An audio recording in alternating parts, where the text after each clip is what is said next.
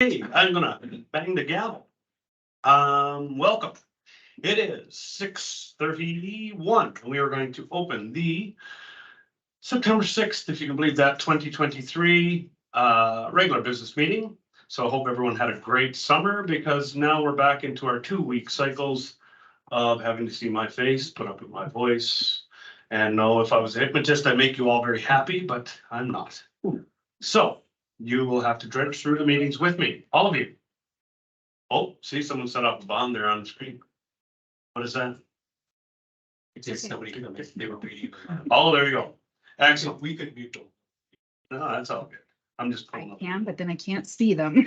That's it, right? Okay, so we are going to call to order 6:31. Good to go. Thank you, thank you. I've got a few things here. We're going to just check off the list. Most importantly, to start off with 1.1 certificates of appreciation for presentation.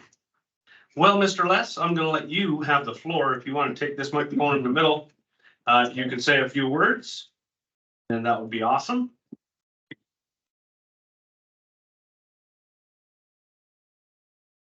Thank you. So, people I want to talk about are the John Nutt Brown, Lee Bretzlaff. A little bit about John. So he was involved early on with the design and construction of the mountain bike track. Not only did he design, he also did a lot of work on clearing brush and lower trails, reconstructing wooden bridges. He led the volunteers on work bees to fine tune the track. There was a lot of work that was done on those. He picked up supplies for the Trailblazers race from Alberta Association, flagged and marked the track, directed volunteers, and led participants on the warm-up lap, and did presentation awards for this race. Did the same for the summer games races, planned and marked the short track, taking participants on pre-rides of the long track, trained volunteers on being course marshals, checked and marked the long track on a daily basis, putting probably over 400 hours of volunteer time for all the work that was done. Lee was also involved with the mountain bike track and summer games. He was chair for the mountain biking. He also volunteered on the construction of the mountain bike track, assisted with work bees by end some of the planning of summer games. He was also involved with the Trailblazers race, marking the track, registration with the races, and tracked and organized volunteers for the races, organized meetings to train them. Before the games, he also did MC work for the Trailblazers race, torch kickoff, summer games, and is putting close to 200 hours of volunteer time. So I'd really like to just say thank you to John and Lee for the leadership and dedicate to the sports, the facilities, and the community. This is what makes Diamond Down a great place to live. We're all very proud of them being part of our community. Excellent. Well, they have a few certificates and some gift cards here for the gentleman. I'm gonna ride the back of your wings here. I attended the races for the Alberta Summer Games, and it was fantastic. It was well run on our end for our mountain bike track. I think everyone that participated had a great time, and that is because of the hard work of people like John and Lee. And I know Lee does a lot. And to hear that Lee was out volunteered by another man is almost a miracle in itself. So big hats off to John Nutt Brown for outdoing Lee Bretzlaff. That's got to be a once in a lifetime chance right there. So, gentlemen, I've got these. We're going to take a picture, I think, right here, actually, right up front. We just say thank you to Les, because Les goes unnoticed there, that he just does part of his job. When he put in a ton of hours, off hours, he was coming in when he wasn't scheduled to come in. He went over and above his job. So really, this doesn't happen. I know he's speaking on behalf of us, but this, without Les being part of this doesn't happen as well. So thank you very much. All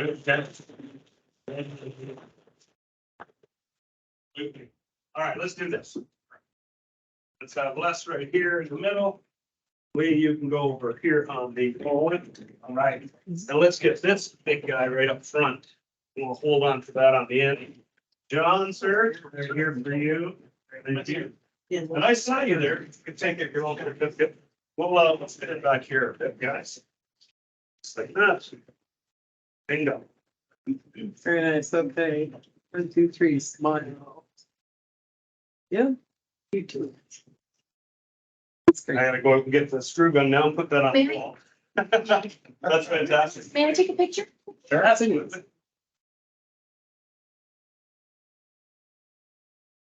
Thanks. Thank you. Thank you, gentlemen, all three of you. And thanks everybody here, because I know there's lots of people in here that did volunteer as well and help out, so we appreciate that. You know, that's it. Oh, thanks. All right, guys. Thanks, folks. Feel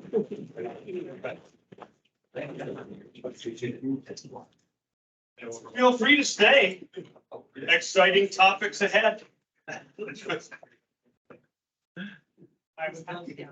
you go. All right, take care, guys. Thank you.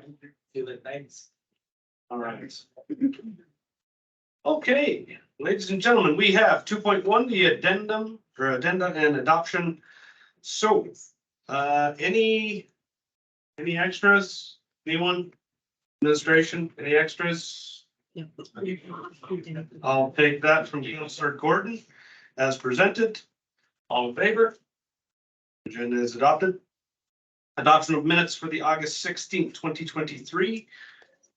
Who has read them? Hi, Barry. I and know everybody Hazel out has. here. I'm listening in. Oh, Heather, welcome. I vote yes. Do you want us, are you just watching or do you want us to include you in all debate? Well, I'm sitting in the hospital room. My mom's listening to her music, and so, yeah, I'll listen in, and there won't be any voting through the closed session, so we'll see how it goes. All right, sounds good. If you wanted a comment, just cut us off. Yep, And you bet. we're fine with that. Okay, sounds good. All right, I have a motion from Councillor Martin for adoption of the minutes for August 16th. Any questions, comments? All in favor? Excellent. Yes, With that said too, thank you. Deputy Mayor Kelly is going to be about 30 minutes late, so he sent me a message. Moving on, question period. Question period is a 15-minute section of time which we give for anyone in the community to ask questions of council, administration, points of clarity. Really any general inquiry is taken. You can phone, email, send a letter, send a text, talk to a counselor, talk to admin to put that into the minutes. And then we ask the question of administration, have we received any inquiries from the public this time around? No, Mr. Mayor, we have received none. We have received none. Did council have any that they sent in that we want? I think we have them coming up anyway. Yes. Under our inquiries, so there we are. All right, sounds good. So question period, we'll move on to statutory hearings, which we have none. And delegation 6.1, Diamond Valley Chamber of Commerce. Miss Samantha Instance, Post Festival funding request for the Ian Tyson Memorial. And I thought we had a couple of sheets. You do, and I have hard copies. Do you want a hard copy? I'll take the one on the end. I'll just steal Heather's. And I want to thank you for the time that you've given me, ladies and gentlemen. Representing Diamond Valley has the esteemed CEO Littleton. We're very trained councils. I'm here by myself this evening, so my pitch man, who's got the words, I'm the writer, he's the words, so you'll have to bear with me. I wrote myself. You guys have all got the funding proposal in front of you. You know I'm here. You've got figures, you've got facts. I basically went over them verbally at the festival summary when I approached you guys. But now I'm making an official request for the funding to help us cover the overage, and I just wanted to give you some backup on that. So I'm speaking with you today in support of our request for additional funding for a cause that resonates deeply with our whole community's growth and prosperity, which is the Diamond Valley Chamber of Commerce. Consistent funding for the DVCC has been a challenge from the very start of my tenure in January 2022. In our current configuration, we believe we've demonstrated our commitment to the community, our work ethic, our professional organizational capabilities, and our vision to work collaboratively within the community. In order for us to survive and thrive as a vital part of the community, we need support from key organizations in our community that recognize and value what it is we are trying to achieve, what we have achieved to date, and are able to achieve with adequate funding. The Chamber is more than just an organization. It's a hub of collaboration, innovation, and support for our local businesses. But at this time, we just do not have the membership to cover our operating costs. So while we've maximized our contributions to the festival's production budget and paid out most of the festival suppliers, we still owe an additional $3,550, but have completely depleted our operating account funds. So we require this additional funding to continue moving forward. Unfortunately, we did not meet our sponsorship goal this year to completely underwrite the festival and therefore raise money for our operating costs for the coming year. But our plan for next year's event, unlike this inaugural year, is to have the festival funded through both grant funding and sponsorships, and to generate enough revenue to cover our chamber operating costs for the following year. We're building a path to have this event serve as our main fundraising event, providing consistent annual funding for the chamber. We want to be self-funding. In the absence of an economic development officer, the chamber plays a pivotal role in fostering economic growth and community resilience. In a rapidly changing economic landscape, the chamber provides networking opportunities, resources, and a unified voice for our small and agritourism enterprises. We provide our small businesses. We pride ourselves on promoting sustainable growth and advocating for policies that benefit our local economy. But due to the nature of our organization, it is challenging for us to access grant funding for operational costs without attaching the applications to a specific project. That being said, our commitment also extends to enhancing membership value, and we're poised to launch a dynamic marketing campaign to spotlight our members' businesses for October Small Business Month, leveraging the power of collective promotion. By driving foot traffic to our unique boutique galleries, eateries, and agritourism ventures, we bolster the visitor economy, benefiting us all. Of the festival attendance that we were able to track for this year, 76% of our attendees were from outside Diamond Valley, coming from as far as Red Deer, Edmonton, and Saskatchewan. So we plan to create 4 captivating 30-second promotional videos. These videos will not only be useful in elevating the festival's reach for next year, but also showcase the charm of our town and its local businesses, as well as being useful in our funding applications to other organizations for next year. By collaborating and sharing resources, we can ensure the annual festival's success while enhancing the community's appeal.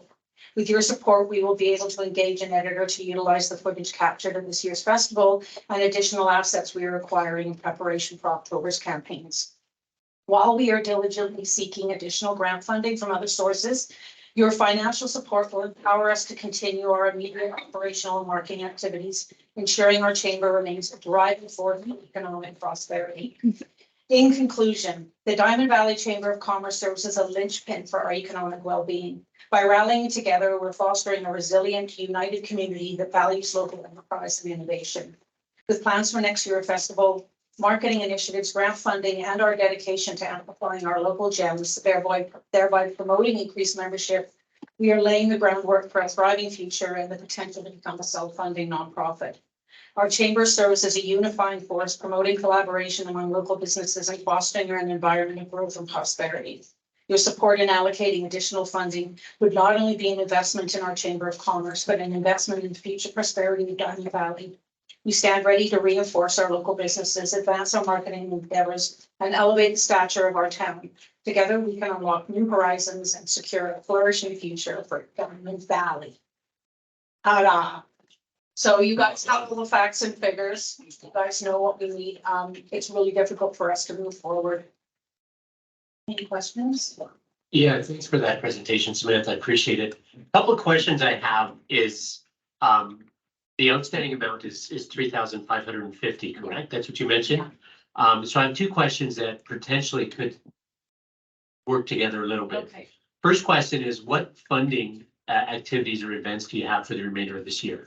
So we have, we're working in conjunction with Community Futures to stage part of their regional economic committees workshop lunch series, which don't traditionally work in this area, but they've agreed to hold one of their marketing presentations here in town. That's not going to make us a lot of money. We have September the 12th, Travel Alberta opens up 2 different grant funding programs, one of which we're working, I'm working on the grant application potential content towards putting towards next year's festival operating expenses.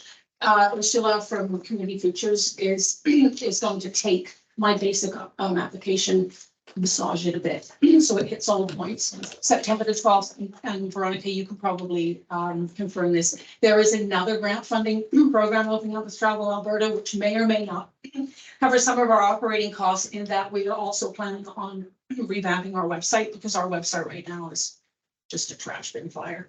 And the platform that we're working with, GoDaddy, doesn't facilitate anything that we need to do to enhance that. So we have grant funding there. I put in a funding proposal to the Foothills Lions with respect to giving us some money towards creating these promo videos for October Small Business Month. Once again, our operating costs, it's difficult to find. It's difficult to get anything to cover them unless they're attached to a project. And because we're that $7,000 in the hole, it's difficult for us to move forward. So and I've just been promoted to executive director, so there's that. But I've decided to let go of all the other contracts that I was working on, because you can only put 100% of your attention in one thing at a time. So I've now made the Chamber of Commerce like my main focus. I've decided this is exactly where I want to be. Plus the writer's strike is still going on, so I couldn't go back to film anyway.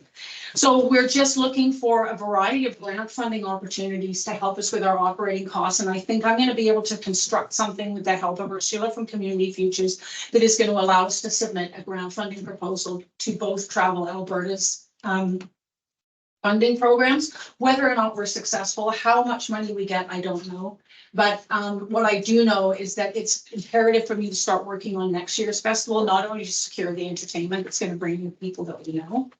And I don't mind working like twice the hours for half the money at this point in time. But in order for me to put the effort that I need to into this chamber, we also need to have some money in the bank. So we get a certain amount of money each month from the commission, from the chamber's group benefits plan. But it's about anywhere between $600 and $700 a month. And we only issue our invoices annually to our membership. So our membership revenue is about $7,900 a year. But in order to ensure that we keep increasing our membership, we have to also provide membership value. And that's what I believe that that the October Small Business Month is going to, because it's coming up for membership renewal time. Since I took over the chamber, we've taken our membership from 13 members to a current 79. And I just want to keep going up. But it's going to be difficult when we don't even have enough to cover our operating costs. And it's a shame that we didn't manage to cover everything that it costs to put on this festival this year. It's probably going to cost a little bit more to put it on next year. But if we spend 7 months staging this thing, instead of the 3 months that we did from a standing start, plus we already have a template, I firmly believe that we're going to be able to put this on with grant and sponsorship funding and make a little bit of money next year, as well as apply for other grants. Yeah, the reason I asked that question, and I can take this offline, is the importance of, I love the festival. I love how our local businesses were major sponsors. But one thing that I would love to see the chamber get involved in is a regular funding event for the local businesses to raise funds for the chamber, but with the benefit for those local businesses. I'll talk about that later. We can take it offline. Okay. Second question I have regards the videos. You mentioned you're going to be requesting funding for that from different organizations. October, is that the proposed launch date that you have for that? And yeah. What is the cost that you mentioned? Yeah, so October is Small Business Month. So we want to do a series of spotlights of our, not just our chamber members, but because we represent all businesses in town. So what I've done is I priced out what it's going to cost to edit 4 30-second spots with the existing footage that we obtained with our drone photographer and our still photographer. I've roped in one of my associates who is a feature film and a well-known feature film editor. He's going to do this for me basically for nothing, for a third of the price. And then we have music rights acquisitions. So without any marketing costs on that, I figure it's going to cost somewhere maybe just over $2,000, but the editing itself is only going to cost $1,000, and I can get some music licensing rights thrown in there. for some generic music. It's gonna be more expensive for us to pay SOCAN fees, and also I feel like we need to move away from specifically the Ian Tyson music for next year in order to appeal to a broader demographic. Yeah. So I'm going to just use random music that's sort of country rock. So the music licensing I can take care of. But this money that you give us is not gonna just allow us to pay off that $35.50, but we need about $2,000, maybe $2,300, just to edit these 4 30-second spots. If I can't offer our membership any value for their membership, they're not gonna stick around. While they're very engaged with us, etc., I have to be able to provide something over and above just. We've also changed out who our social media person is, because while our social media feed in the past it's been obviously geared towards small businesses, it hasn't been personalized. And so our new social media manager for the chamber, we're gonna start reeling it back in and personalizing it. So we actually are supporting the marketing of our small businesses as well as the town itself. Thank you. Thank you. Comments? Questions? Cindy?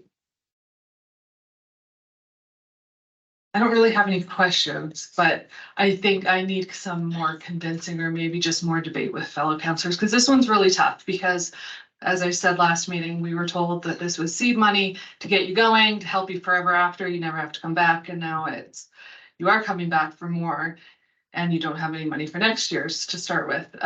But you do have one successful festival and I get the value to the town and to the businesses in town. But we also represent taxpayers, a lot of whom, don't have the money to even go to these festivals, let alone they're not really happy with us just handing out money, their tax dollars. And it sets a terrible precedence that somebody can come, we help them with an event and then they come back and say, well, we were actually over, we want more money, like that, the precedence of that this is bad. So, but on the other hand, we as a council have been very much that we want to work with other organizations because it took over, we didn't do a Canada Day Music Festival because this replaced it. So, it was a very large donation that we gave you in the first place, but I was willing to do it because it saved us that expense. So it was kind of okay, a little bit more expensive, but not too much. So that's where I'm at. Representing businesses, I think you guys are great. I appreciate the work you do and you do a great job for the businesses. But I'm elected to represent the residents. That's who votes for me. And so I have a really hard time coming out with more money. So I don't want it. If I don't get convinced, I don't want you mad at me forever because I voted against this, but No, absolutely. I want to be honest that we have to represent taxpayer dollars and that's our job. I understand. So, Understand that. but I really appreciate you and your, And I appreciate you. yes. Thank you, Cindy. Councilor Coiler. Boy, am I glad Cindy went first. I definitely agree with you, Cindy. I was at the festival, it was wonderful, but I feel like I'm in a tight spot here with the request. And I've got a communications degree, so I'm like, well, how can we spin this? Maybe if we, say it's for business promotion now and put $300 towards that, but that is definitely up for debate. And that's why I tried to attach a project to it to give you guys an option of how you were gonna represent it. Yeah, I was a good chunk of change, and while the event itself was phenomenal, it was too good to be true that you were not gonna be coming back for next year's. No, project. absolutely. And like I said, we just didn't hit our sponsorship goal. Heather has her, okay. I can be done. All right, let's go to Heather and then I'm gonna ask for Corinne. I have a question regarding the upcoming budget and where some of these monies lay for sponsorship as well. So Heather, you have the floor. Yeah, thanks, Mayor Crane. I totally am with Cindy on this one. I think that we have to think of the residents of Diamond Valley.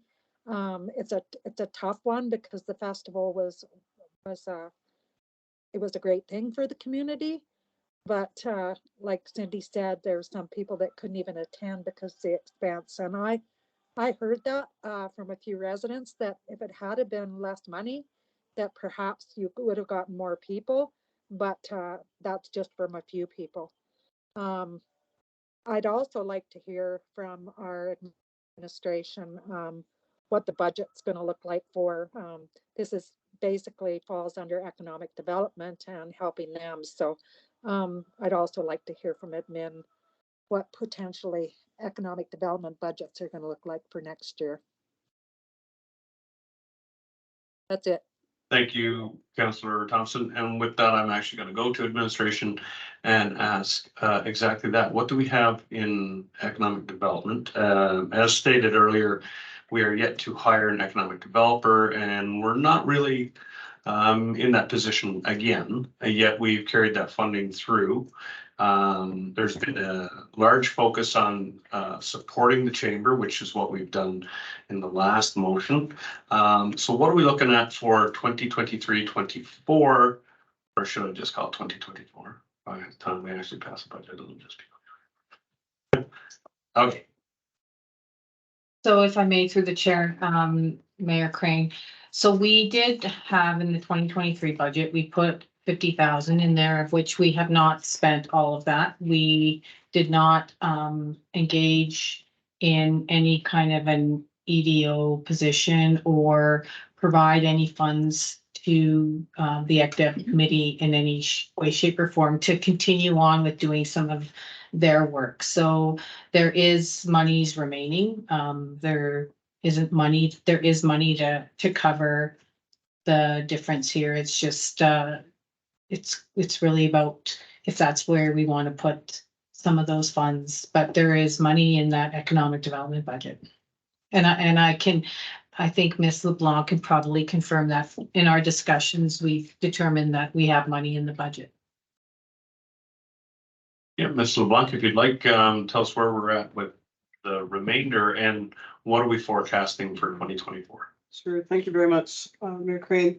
So just to follow up on CEO Middleton's comments, exactly that. This year has been a little bit of a stall with regard to the Economic Development Advisory Committee. There was intention to engage in a marketing campaign and to do some updates, have some contracted services, and those amounted to about 25,000. Along with the economic development function, and that's not really been defined. Part of it as well is that it's been difficult to reach quorum for the meetings, so we haven't been able to discuss that and make decisions. The hope and the intention is that a full mini strategic plan, if you will be presented to the committee to take a look at. What I do want to reiterate, though, is that we do have a strong commitment to the chamber to be able to support in any way that we can in terms of any of its promotions. Certainly Small Business Week, we would like to see some partnership and potentially sponsorship opportunities. That wouldn't be the amount that is being requested, but along the way, we definitely do appreciate the partnership that we have and would like to build on that and help where we can. So at the moment, probably what is going forward, because I have not completed that particular budget, nor have I presented it to the EDC, but it would likely be if there's a strong marketing campaign along with an initiative or any other project work that needs to be done, then that at least 25,000 for the economic development side. And then the number that's sitting inside of my head when I take a look at the requests that we had for the community support grant is probably around 25,000. But to split some of that out so that there would be a portion that would address, it would be a revision, by the way, to the policy. And the revision would include separating out what I would call smaller community grants, which are projects and initiatives and smaller events that are held by third parties, and then larger events, so that when you have a group that is initiating, you know, a car show, a music festival, that we have some dollars there, but there may be more conditions, that it's not an outright grant. It may be something where there's matching funds to demonstrate that that organization has also attempted to raise funds to be able to help support that initiative. So right now, I don't have those numbers completed, but I'm saying 50,000 total to cover economic development as well as events, including these large events. Okay, and so for the remainder of this year, basically we have Light Up Black Diamond and our New Year's Eve would be in this budget cycle. for support from those funds. Those are the only two, Mhm. and maybe Halloween with the Legion, something to that effect, or Yeah. is that more, that's a Thank you for request? Yeah, please. Follow. So that everybody's aware, there are a number of different streams by which organizations can actually access community funding. And one of them happens to be through FCSS, where we support family events as well as volunteer appreciation, volunteer training, and recruitment. So the Legion has been granted some dollars for all of its events, and that would include some of the Halloween, I think. Now, they may come back for a community event to do some marketing, community support fund, I should say. But by then, it's probably for Christmas, not Halloween, because the next intake is October 31st.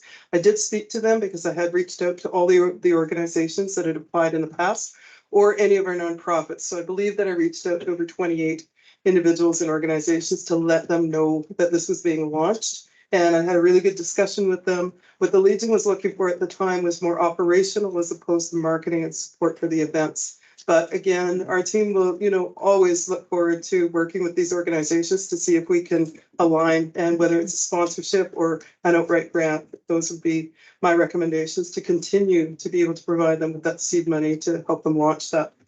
So the Legion, there's those, the light up. The budget that we have, we're working off of last year. And remember, some of us have just not been involved. And then New Year's Eve, we're still working to develop some partnerships and more sponsorships around that as well. So what you'll see in front of you within the next few meetings will be a new proposed draft sponsorship policy that will say and outline the types of corporate sponsorship that the town would actually align itself with and go after. So that will help establish, how much we're expected in terms of staff and budget to be able to generate as revenue, because that's certainly time consuming, but there's definitely some opportunities there. And I know there's a lot of competition for grants. That doesn't mean it wouldn't be worth some of the time. So there's that part of it. So back to this, if it's that you're looking for those numbers, that's the best that I can project at this particular time. Thank you very much. All right, Hazel, I'll go to you and then I'll come to Brendan, or I can comment now. Yeah. Okay, so we do have some funds, which is great to hear. I am gonna go on the side of, I'm gonna support in my context, the ask. No motion has been made yet, but I would support this for the simple basis that we are trying to empower our chamber to move forward and engage the businesses to put the profile on Diamond Valley. This Ian Tyson Festival was the first year.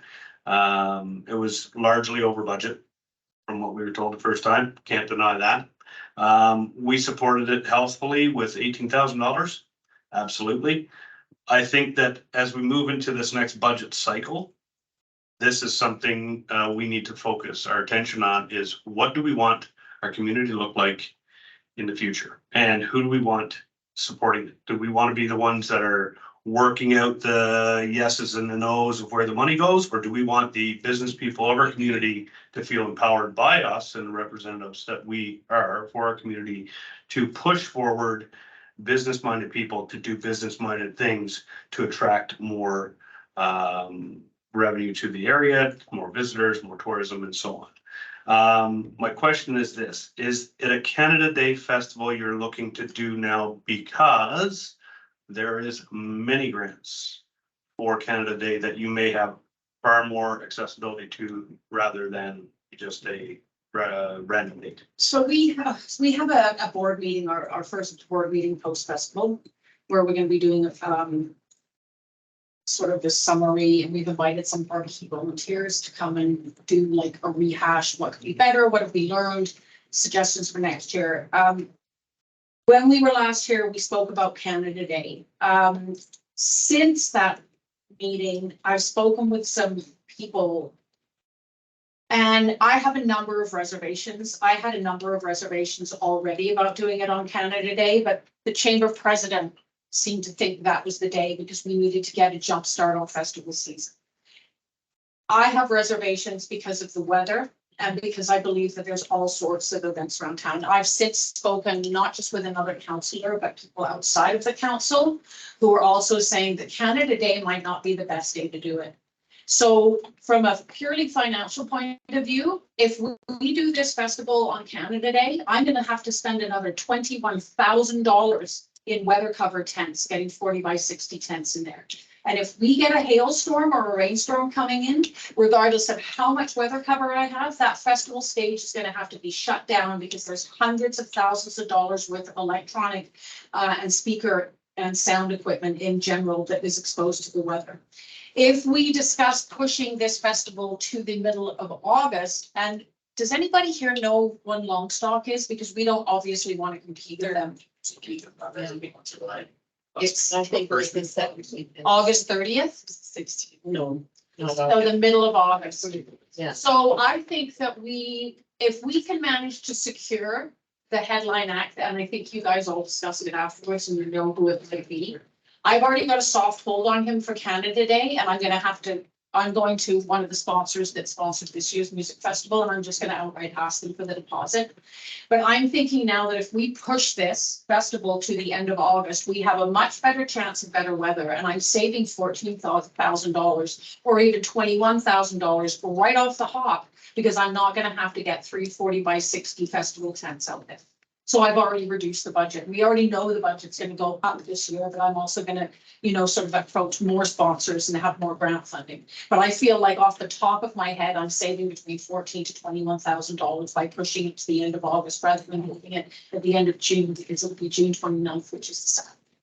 So this is a conversation that's going to come up. Jonathan, as one of our key volunteers, has been invited to our next chamber board meeting to sort of do a rehash, talk about ideas. I know there's still people in the chamber, but now as the executive director, despite the fact that I don't have a vote, I have a very good grasp on this budget. And I've already started drafting it for next year because September the 12th, I better have a draft budget. Thank you. Brendan, John. Did you just want to follow up with the name? Yeah, the date for the Longstock this past year was August 11th through the 13th. So he's. So the second Middle week. of August. Yeah. So if we were to do this, so our preferred dates would, if I can't get our board to agree on the end of August, it would be on Canada Day, that I just know it's impossible. Do it on Canada Day. But having said that, we are in partnership with this town. And that is a huge part of this because we are walking in lockstep with this town. So this is not just a decision on the date that I want our chamber to make. This is a conversation I want to have with council as well as with money about the Well, birthday. the point is, for Canada Day, there's accessibility, federal and provincial grants. Exactly. So you talk about 14,000, that might be absorbed by the feds right away, Yeah. just for the sake of Canada Day. We align many things with Canada Day. We don't have a festival. No small businesses do very much at all. So that's why I asked the question, but I'm gonna go to Brendan and then we're gonna put it to the table. We have to move on. So Brendan, comments? Yeah, just briefly, I spoke about this a little bit last time. I'm in support of the ask, and the reason being is that a lot of the things that Mayor Crane mentioned about local businesses, attractions, and in my experience, although not as big as the chambers, is that music festivals tend to take about 3 years before they gain a lot of traction, and they often run deficits. And I really do appreciate that partnership with the chamber, and I'm just gonna leave it at that. And Greg, I'm just gonna give you a copy of my pitch because you weren't here for that. So you can see I made some additional points there. Yeah. We can either accept a motion or we can defer to later discussion and we can hash it some more discussion as a council. Floor is open to council. So maybe speak for a little bit, but not 7,000, if that makes a difference, but maybe you have full support, I don't know where. Bill Clever. I'd like to propose funding the 4 videos as a promotional denouement to the first festival. And I'm more than willing to work hand in hand with Minik on that too, because if we're going to do the 4 videos, like they don't all, not all, like it's actually 4 30-second spots, so it's 2 minutes. It'll be, on various social media platforms. And I'm more than willing just to like set aside 2 of them for festival promotion purposes and do the other 2 30 seconds. I've already spoken with Derek Bergman, who is probably one of the best photographers in the area. I'm gonna give him the chamber's membership list, but I don't, if those other 2 30-second spots are specifically about the town, you may end up having to go out and grab some more footage and some video. So if I can do up a budget specifically for those 4 30-second spots and resubmit that for funding, or if we can just piggyback it on this. The next EDC meeting is a week tomorrow, on September 14th, and I'd love to get their involvement. So why do you want me to draft another budget specifically for the October Small Business Month videos then? And have it done for the 14th. I can have it done for the 14th. Yeah. Councillor Gordon, you want to form up a motion based on that? Yeah, I'll piggyback on Councillor Kloiber. She beat me to it. I was gonna recommend we suggest that this comes to the EDC for review. But to piggyback on the videos and have that presented to the EDC on the 14th would be my motion. So here's my problem though, we still have no operating funds, and I still can't pay off the people that we owe money to, so I appreciate that you guys are interested in doing, in supporting us in that, and whatever you decide, I will go for it. And I'll just find secure funds for the balance of for the 7,000, I'll just have to go up. Does anybody have a spare? Okay, so we've got a motion over here to defer to EDC. Comment, Clever. Comments, you wouldn't get a decision from council till September 20th. Okay, Heather, I see you up there, so you have the floor.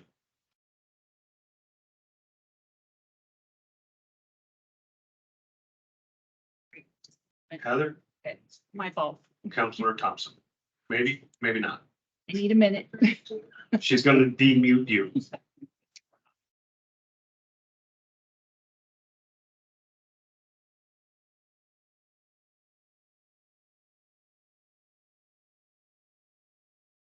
Okay, she can go now. Hi all. Actually, I got lost out there in Cyberland and didn't actually hear the motion. Could you repeat it, please, Councillor Gordon? Yeah, just quite simply, we were thinking of deferring it to the next EDC meeting for the review of our local business community, primarily to focus on the 4 30-second video spots. Okay, thank you. Okay. Yeah, go ahead. Hazel.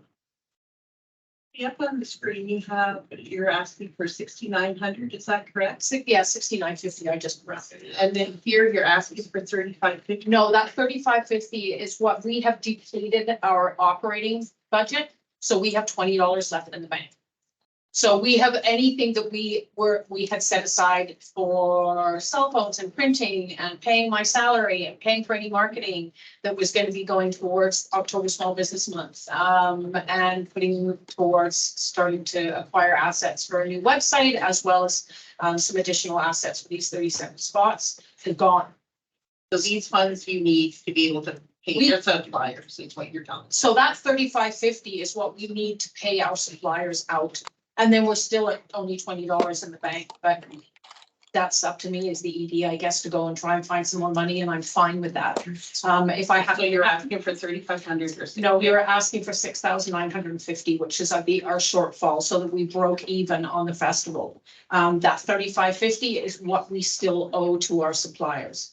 So if council would like agree to giving us the 3550, and then I can come back at you with the budget, and in the meantime, with the budget for the 4 30-second spots. That way we're attaching everything, and it's not such an ask, you know? That makes total sense. So let us get this vote out of the way first. You want to make an amendment? Make your friendly amendment. I would make Sure, friendly amendment.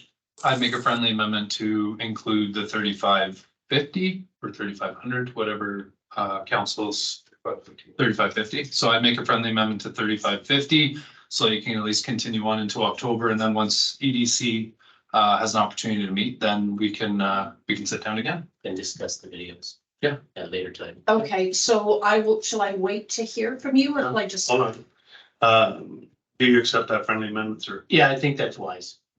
Okay, excellent. Any further comment on that amendment? Any further questions? Heather, we're gonna vote. All in favor? I, That is carried.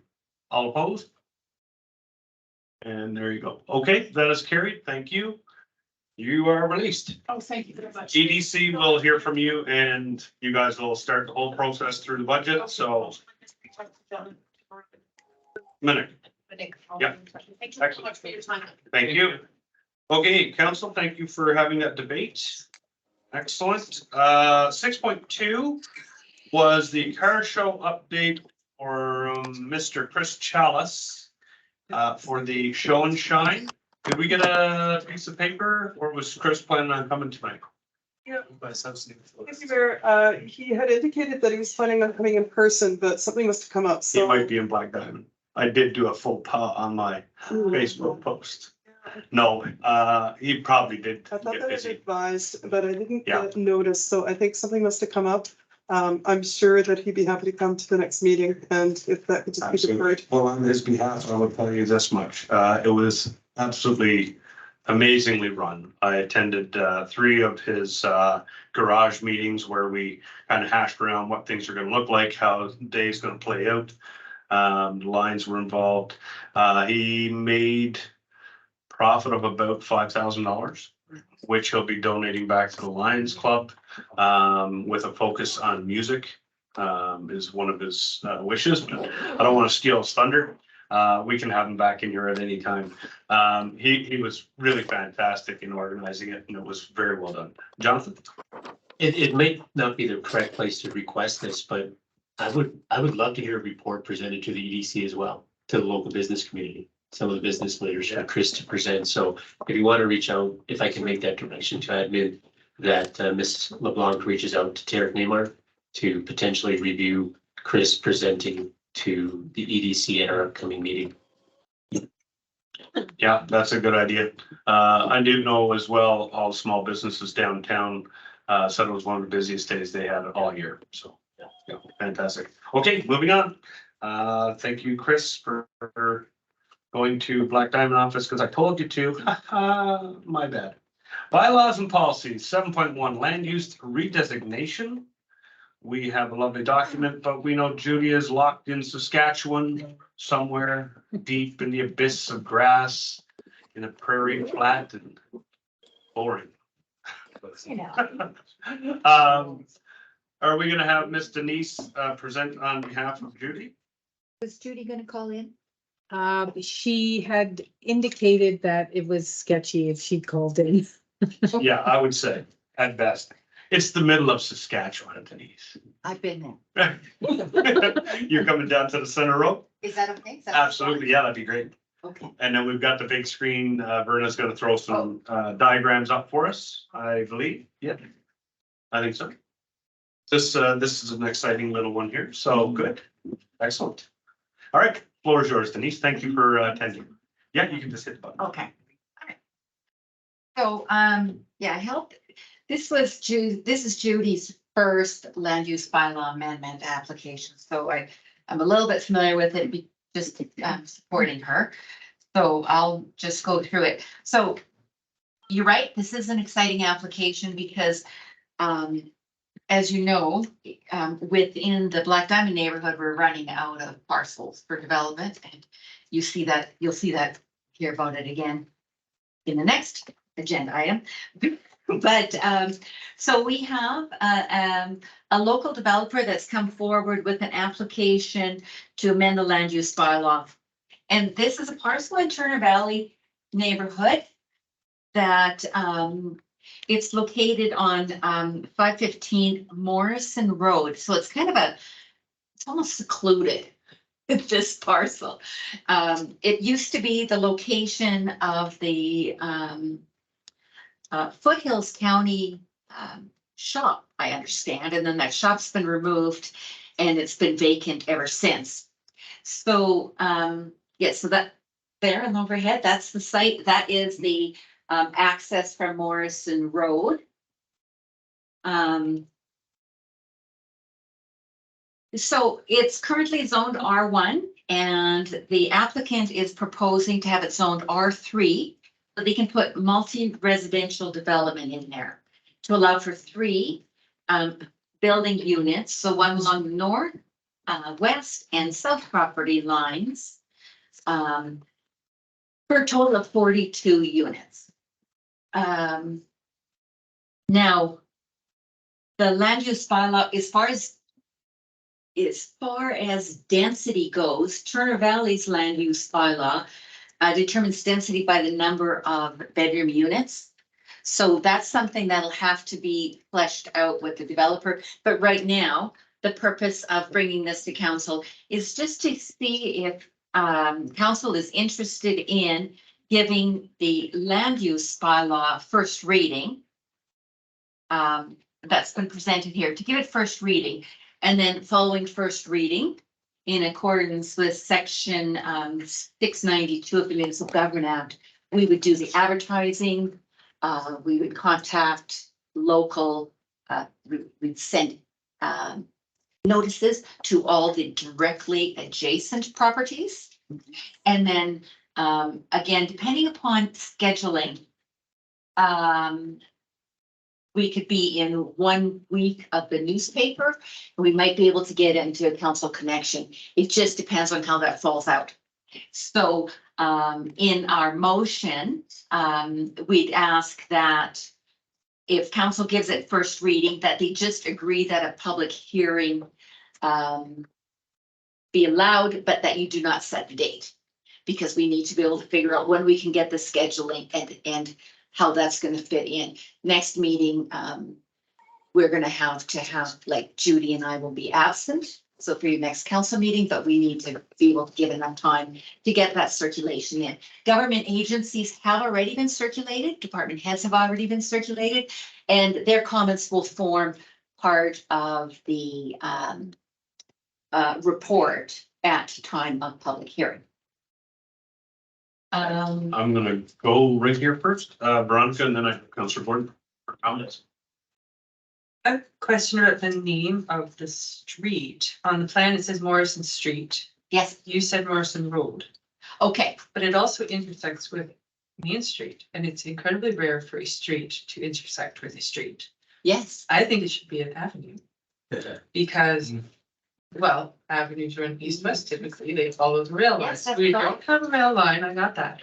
But, it's just naming conventions are not being followed here, and now is an ideal time to fix that. Make it right. good catch, great There observation. you go.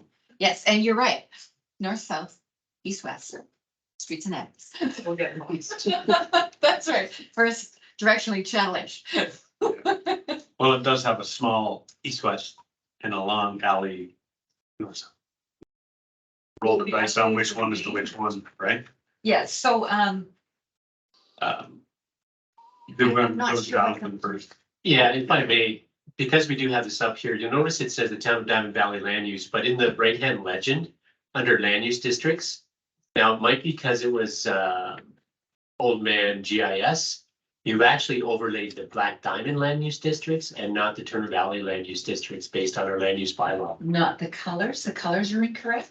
Well, the whole land use districts are as well. Okay. So if you look closely here, all of these are Black Diamond. And the colors do not correspond accurately to Yes. the Turner Valley land use bylaw. Okay, good. So I will bring that to our planners' attention so that we can correct that. Yeah, because my understanding, Yes, the lots right to the south of that, one has an apartment building already and that is multi-use. That should be R3 already, and the one beside it. Yeah. So I think moving in for the public hearing, it would be great to have that map corrected if possible. It could be an issue with the old man GIC, right? Or GIS mapping. Yeah. It could be already overlaying incorrectly. Yeah. Yeah, no, that's a great catch. I've got Cindy, then Hazel. Hazel, then Cindy. Thank you, Denise, for bringing this forward. I'm very happy to see this development coming into Turner Valley. The design, would it be typical to what, the developer had done in Black Diamond next door to the trailer court? I'm sorry, Like are they you do- expecting the same type of design? Yes. We don't have the elevations for his application at this time. I can't read that. It's the way. It's- it's right. 1, 2, 3, 4, 6, 7, 8. So it looks like it's probably gonna be up, down based on this setup. So yes, the same as the Main Street Village. Yeah. Yes. And my second question is, on page 31, you have in here, the property is not identified in offsite levy. In the offsite levy bylaw 22-1132. But with the offsite levies not, would this not be part of the common levies? To support our lagoon and our reservoir? So I'm sorry, I'm not familiar with Turner Valley's offsite levy bylaw. Can we find that out, Yes. please? Also a good catch, Hazel. Offsite. Very good. Nope, not in the new bylaw, or I'll say that means Yeah. it covers both. It should be the same Joe one. that Turner applies. Valley has their own, Mhm. but it's the common levies Well, it's a great catch. referring to a component of infrastructure that benefits the entire community, Mhm. resulting in a portion of the cost to be applied between the benefiting development in addition to the town that benefits the existing community. Yeah, we'll get clarity on that for sure. What is the section, Hazel, for me? It's on the offsite levy background document, Turner Valley's. It's page 2, and the common levies cover the West End Lagoon upgrades and the treated water reservoir. We're gonna go to Councillor Thompson, virtual, and then to Councillor Holiday. Hi, thank you, and thanks Denise for presenting on behalf of Judy. Do you happen to know if these units will be multifamily and not like the plus 45 type building? I'd like to see multifamily versus plus 45. That's pretty much my only comment. But if you happen to know, that'd be great. If not, if you could find out, that'd be even better. Hey, Okay, thank you. We've got that noted as well. Councillor Thompson, Councillor Holiday. Yeah, just additional note with Hazel on the offset levy. When Rod did it with all of us, I think pre-amalgamation, because a lot of the verbiage, I think, was the same at the beginning.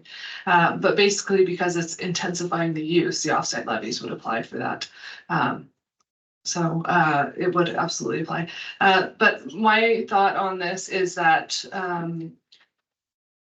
going into a public hearing, the number one thing people are going to be concerned about is the single family houses right beside it. And they're going to want to know more clearly that this is a 2-story, not a 3-story. Because as soon as they hear our 3, people might get confused, thinking something really big is going up, and then we have a bunch of people mad at us before. Oh, I'm sorry. We know it. So if there's any way to make it clear when we're advertising, this is a 2-story walk up. Because it's not obvious. Yeah, you kind of have to count like your stairwells and like know the numbers and figure out from the layout. And if somebody's mad, they're not gonna go to that step. They're just gonna say, oh, they're gonna build a 3-story. There's R3, they're building a 3-story apartment building looking into my backyard. So it needs to be clear. Open point.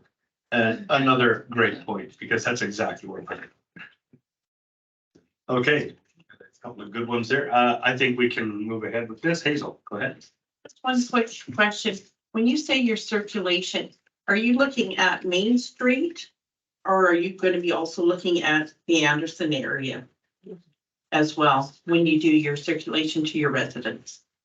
sure. So the act requires that we circulate adjacent properties. So what we'll do is what you do is take out the roads and the lanes. And then if there was not a road or lane there, every property that would have a contiguous border would be circulated. Okay, so you have Main Street. So yes, Yeah, and so then Anderson. you would have the 3 residences on the north side of Morrison Street. And on the north side, on the south side, you would have the 2 parcels. The 2 R3 on the south boundary, and then 1, 2, 3, 4, 5, 6. 6 on the west boundary, and then the 1 on the north. They might just do the whole of that avenue of Anderson Crescent. Yeah. Just because they're sharing a lane. It's Yeah, it's circulated. what our minimum requirement is to do is what I explained. There isn't anything to say we couldn't do a little bit more. Myself, Go ahead. because of where it's going to be situated, myself, I would really suggest that you look at all of Anderson.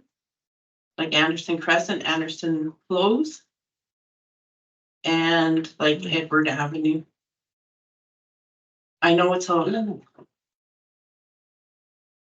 it's just that neighborhood. And that's why we advertise in the paper, so that everyone can see it, right? Yeah. So Anderson Close is quite far away. Okay, what all of Anderson Crescent is. You know, it's whatever you folks say, but if we do Again- do Anderson Close and we've got a few other, we shouldn't be. We can follow the policy. We don't need to customize this. Yeah. We'll follow the policy. Everyone will know. We'll run it for 2 weeks in the paper, all adjacent landowners as per policy. We can bake it up to the whole street. Photo school division should probably be included as well, right? Because of the school. Counselor, Holly. Yeah, I would probably just do the extra ones up to the left and right of the apartment buildings, just those ones. I wouldn't do, just because that's where they have alleyways, Traffic. that's where the traffic is really gonna be coming out from it. So those are the only additional ones I would do. Again, we don't need to I don't know. reinvent the wheel. That's why we have the policy. Yeah, So I'd just like to get a motion on the floor and get moving. I think we all, yeah, please. May, before you. Please. May I, please? Okay, so we're required to advertise once in the Western Wheel.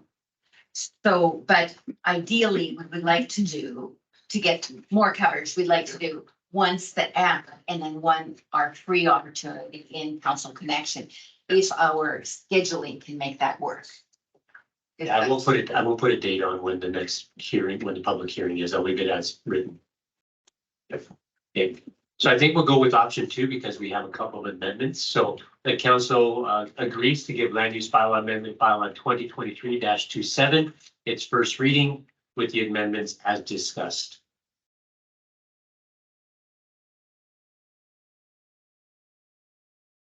How's the bylaw being amended? So the amendment would be the land use map to recognize the Turner Valley land use bylaw with the legend and the overlay. Sorry. So that is not in the bylaw itself, just the mapping is? The legend is not in there? The legend's not in there, but the map is, so I'm a little bit concerned that the zone color may be off because they're delineated by the color. Perfect, thank you. And the offsite levies. I don't think that's written in the bylaw. I mean, you can't have a second motion. Then we need to have that included. If it's not explicit. The offsite levy is separate on its own. That'll have to would be be addressed part when of the the development development. comes up. Yeah. Okay. Councilor Thompson is correct. So all of those are parts of the development agreement that happen at the time of development permit. Right now, we're only doing rezoning, but all of these catches are really good for our public hearing. Okay. So we can address all of those items. Excellent. Thank you. Thank you, Councillor Thompson.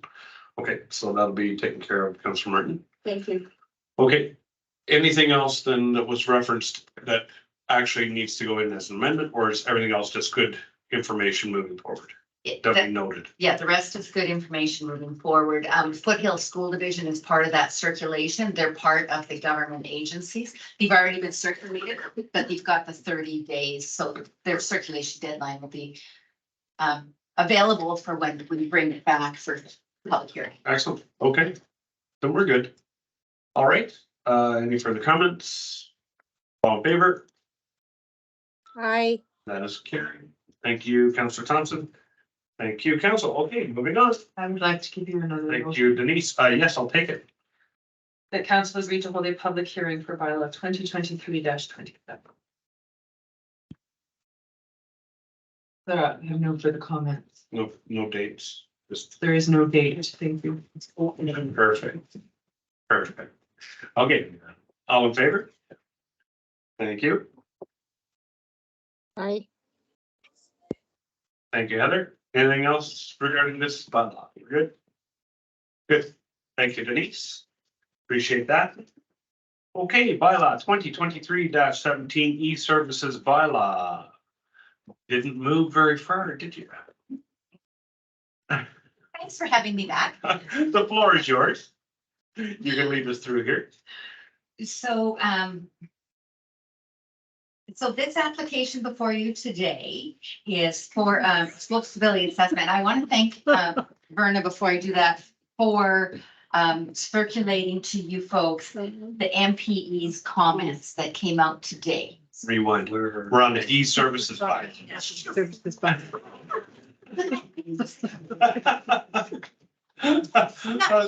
I was gonna say, I don't think we're in the right one. This is over to Berna. All right, Berna. The floor, yours and Corinne's. Thank you.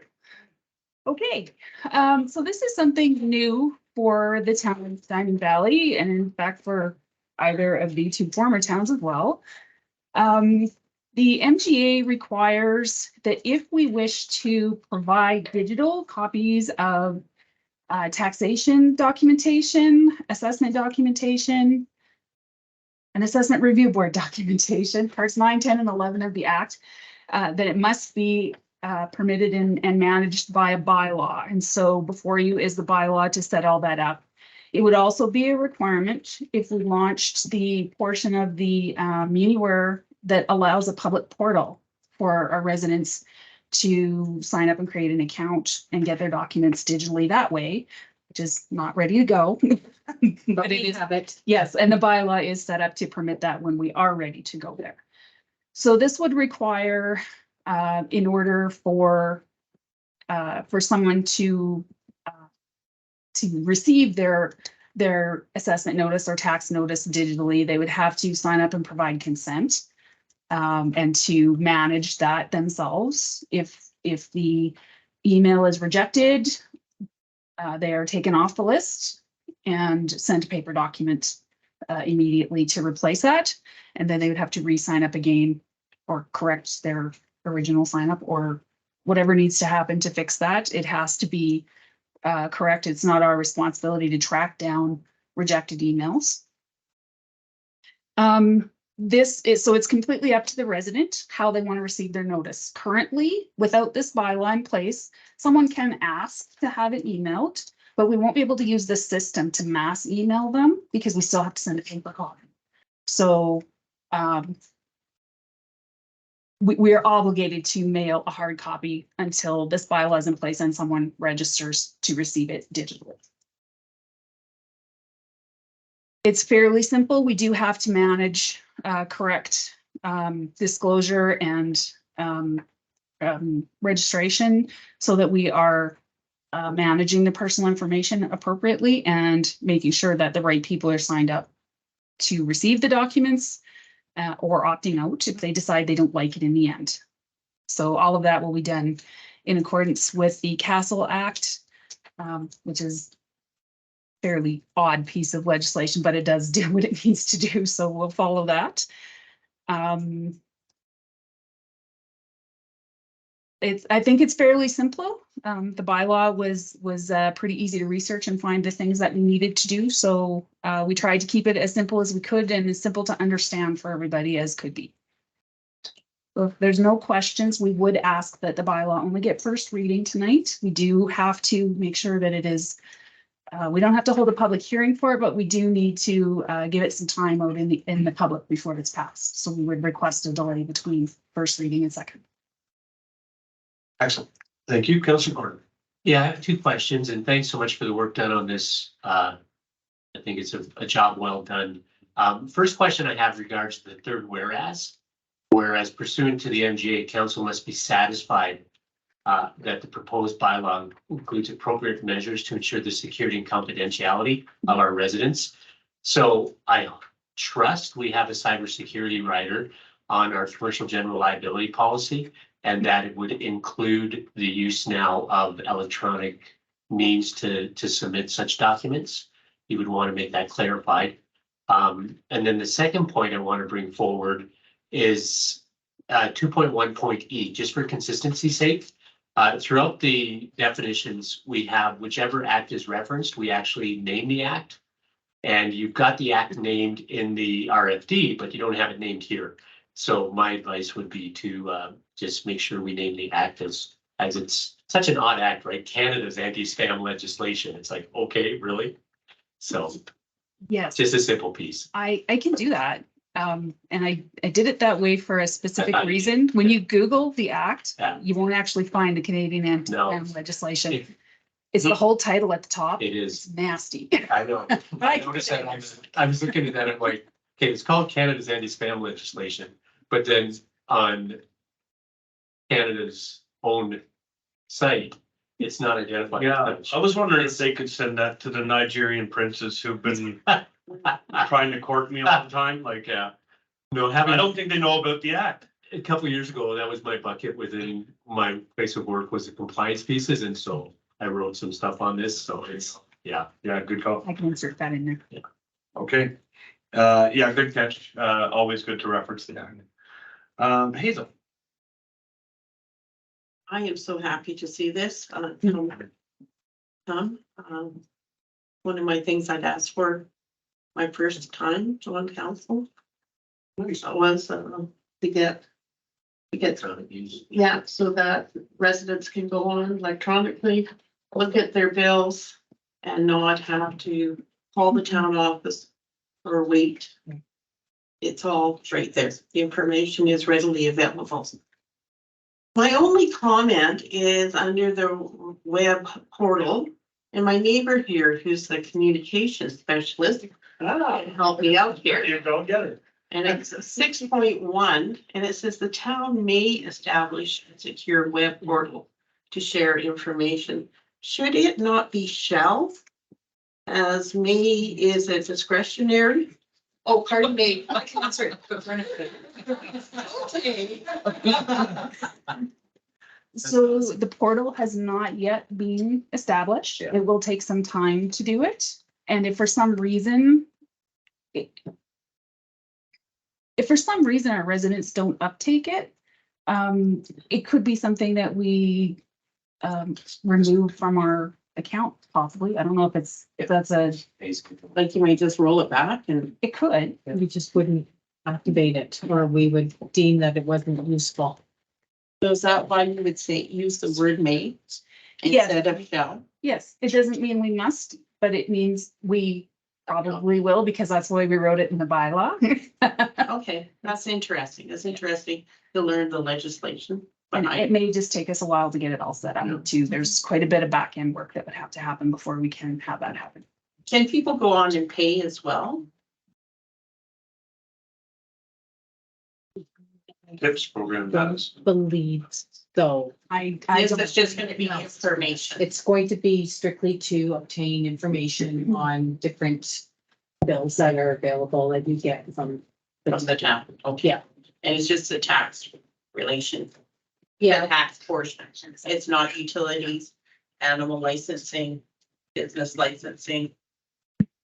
I believe business licensing might be part of that. Portal? Yeah. On the portal, I think, yeah, almost anything can be built into that portal. It's not like the town of Okotoks where you can go on and you can see your bills and make payments. Like, did I go on and pay my animal license? Councillor Martin, through the chair, I can't comment because I'm not familiar with what Okay. system they use. I think the town of Okotoks is quite customized. Yeah. But we have mechanisms in place right now that residents can go online and pay and some tips or option pay or So there's a variety of mechanisms that we have available. So I don't think that's necessarily the issue, but getting more access to information online, I think is important. Okay, thank you very much. Okay, Councillor Halden and Merton, I'm coming back to you for a moment. Since we're opening up this little idea can of worms, I was kind of disappointed that we only have a third of people doing utilities that way. Cause I know as soon as my bank started charging me $1.50, I was quick to call them, right? So I don't know if we're at that point. Or do we ever want to get to that point with utilities? I don't know. But since we are talking about this and getting some public engagement participation on it, maybe some new encouragement to sign up on utility side as well as on the new tax side. That's all I want to say. Did you want me to give the first motion? You give the second? Sure. Okay. We're just going for No, we have to approve the public participation plan. There's two motions. Yeah. All right, motion that council give bylaw 2023-17 e-services bylaw first reading and return the bylaw to the October 4th, 2023 council meeting for consideration of further readings. Thank you. Further comments? Being none, all in favor? Aye. Others in, that's carried. And Councillor Martin. That council approve the public participation plan relating to the proposed e-service program as presented. Thank you. Any further comments? Being none, all in favor? And that is carried. Aye. Thank you, Heather. Okay, moving on to our financial guidelines and assumptions, operating and capital budget. Here's our meat and potatoes. Do we want to do a 5-minute? Yeah, we're going to do a 5-minute bio break. And then we'll get back. Because once we start into this, then we're here until midnight. You know what I'm saying? So, okay, here we go. 5-minute bio break, folks.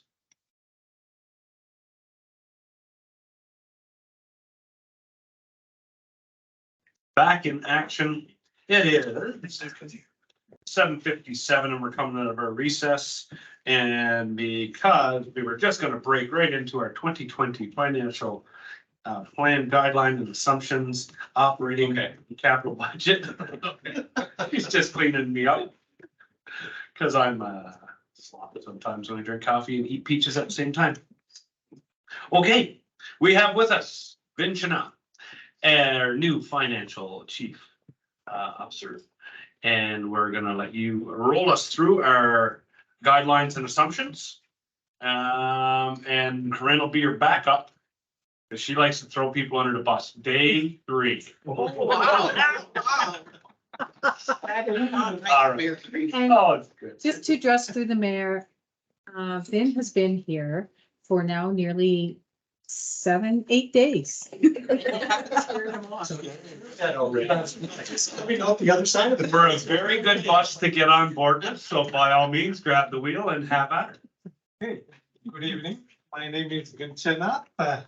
Thank you for the opportunity to provide an outline of 2024 financial plan, guidelines and assumptions for operating as well as the capital budget. So the purpose is to provide the guideline and assumptions for 2025 financial plan, which is for the operating budget, which will be covering up 4 years from 2024 through 2027. And the capital budget, which will cover 5 years of 2024 to 2028, which also include a longer term of 2024 till 10 years, which is 2033. So the background is the administration will prepare the budget for the town, and with, of course, various steps are involved in the process.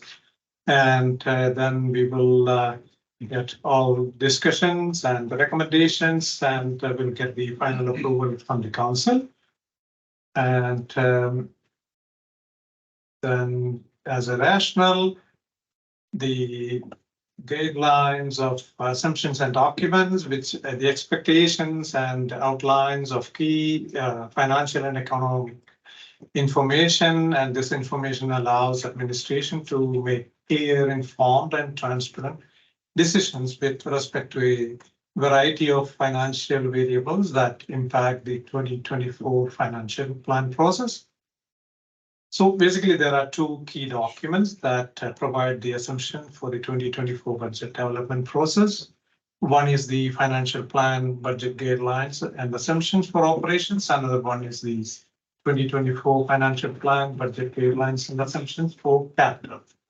So the operations side, which is with the legislative requirements and roles, strategic priorities, then key budget assumptions, then inflation and consumer price index, tax assessment information, salary, wage benefits, implications of change, fuel overview, utilities, town utilities, which is water, waste, sewage, population assumptions, proposed developments in town of Diamond Valley, debt cost, allocation and internal charges, municipal operations and engineering MOE, rates and fees. And the capital side, which is the administration's role in the budget development, defining the tangible capital asset assumptions, strategic plan and policy directions, economic conservation, again inflation, capitalization thresholds, contributions, betterments versus enhancement, major asset classifications, ranking process, which compilation of ranking the data, justification of tangible capital asset expenditure, funding options for capital projects, TCA, MOE form, and ranking criteria.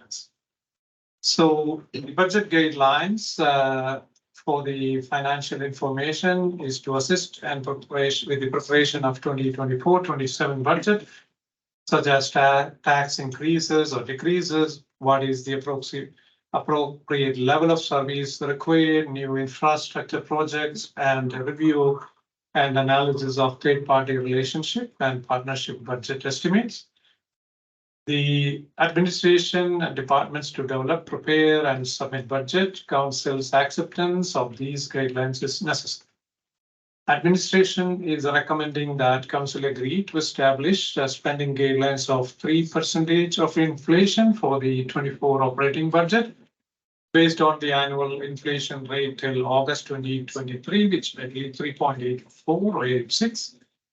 Administration is recommending that council agree to utilize to the utilization of the tangible capital asset ranking process evaluation tool to determine the capital projects for the 2024 capital budget year. Administration is recommending that council support the development of Diamond Valley 2024 to 2033 10-year capital plan. This document will serve as guidance to key infrastructure projects in the town of Diamond Valley over the next 10 years. And the administration is recommending that additional assumptions as defined in the documents provided to the council for the 2024 budget be adopted as presented. Due to the time constraint, the public participation with respect to the 2024 financial plan will be limited. The 2024 financial plan guidelines and assumptions, both operational and capital documents, will be available on the town of Diamond Valley website. And we are proposing three options. One, that council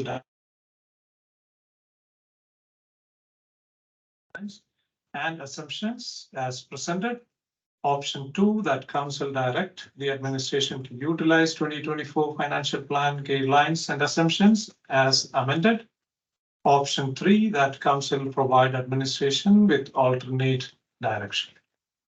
So our recommendation from administration side is option number 1, that council direct administration to utilize the 2024 financial plan guidelines and assumptions, operational as well as capital as presented.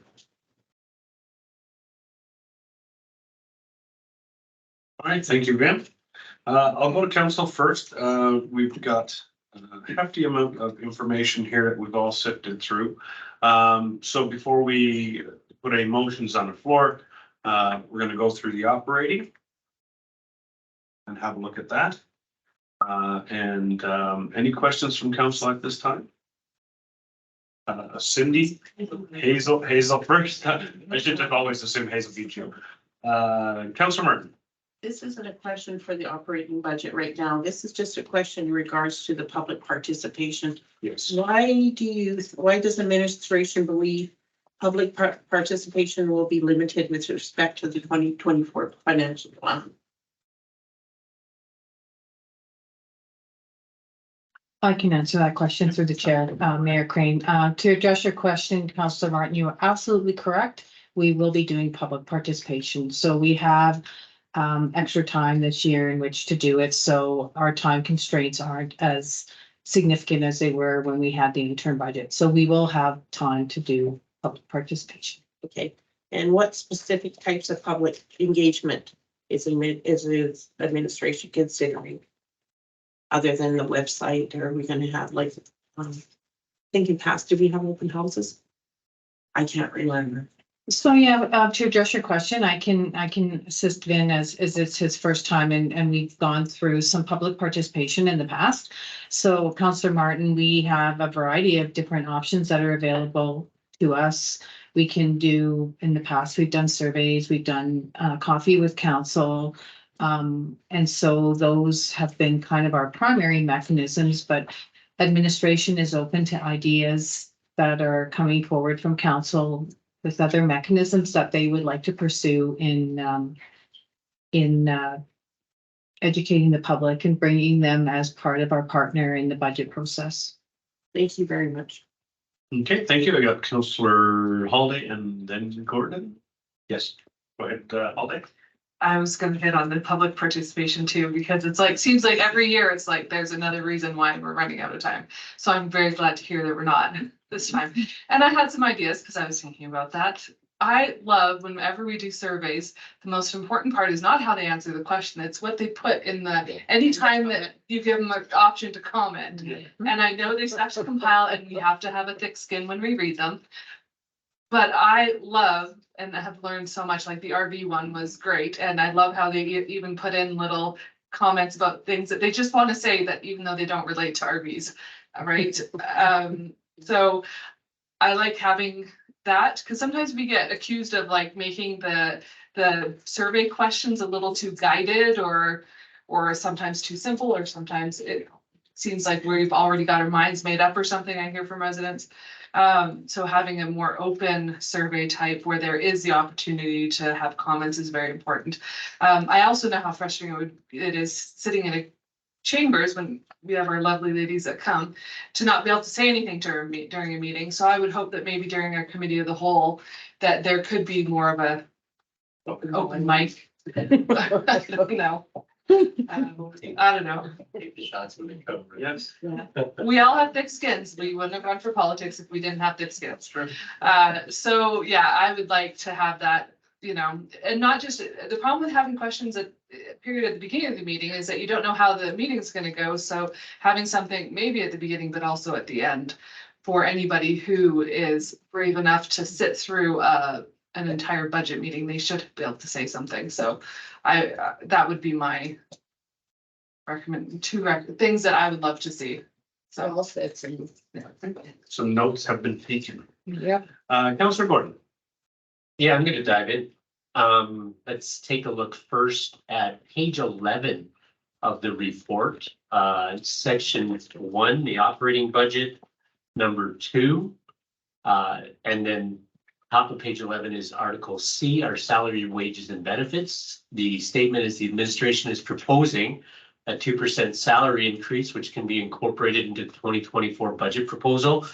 Do you have an estimated amount of what that equates in dollars at this current time? You don't have right now, but this proposal is based on the inflation rate, which is calculated as 3.86 annually till the month of August 2023.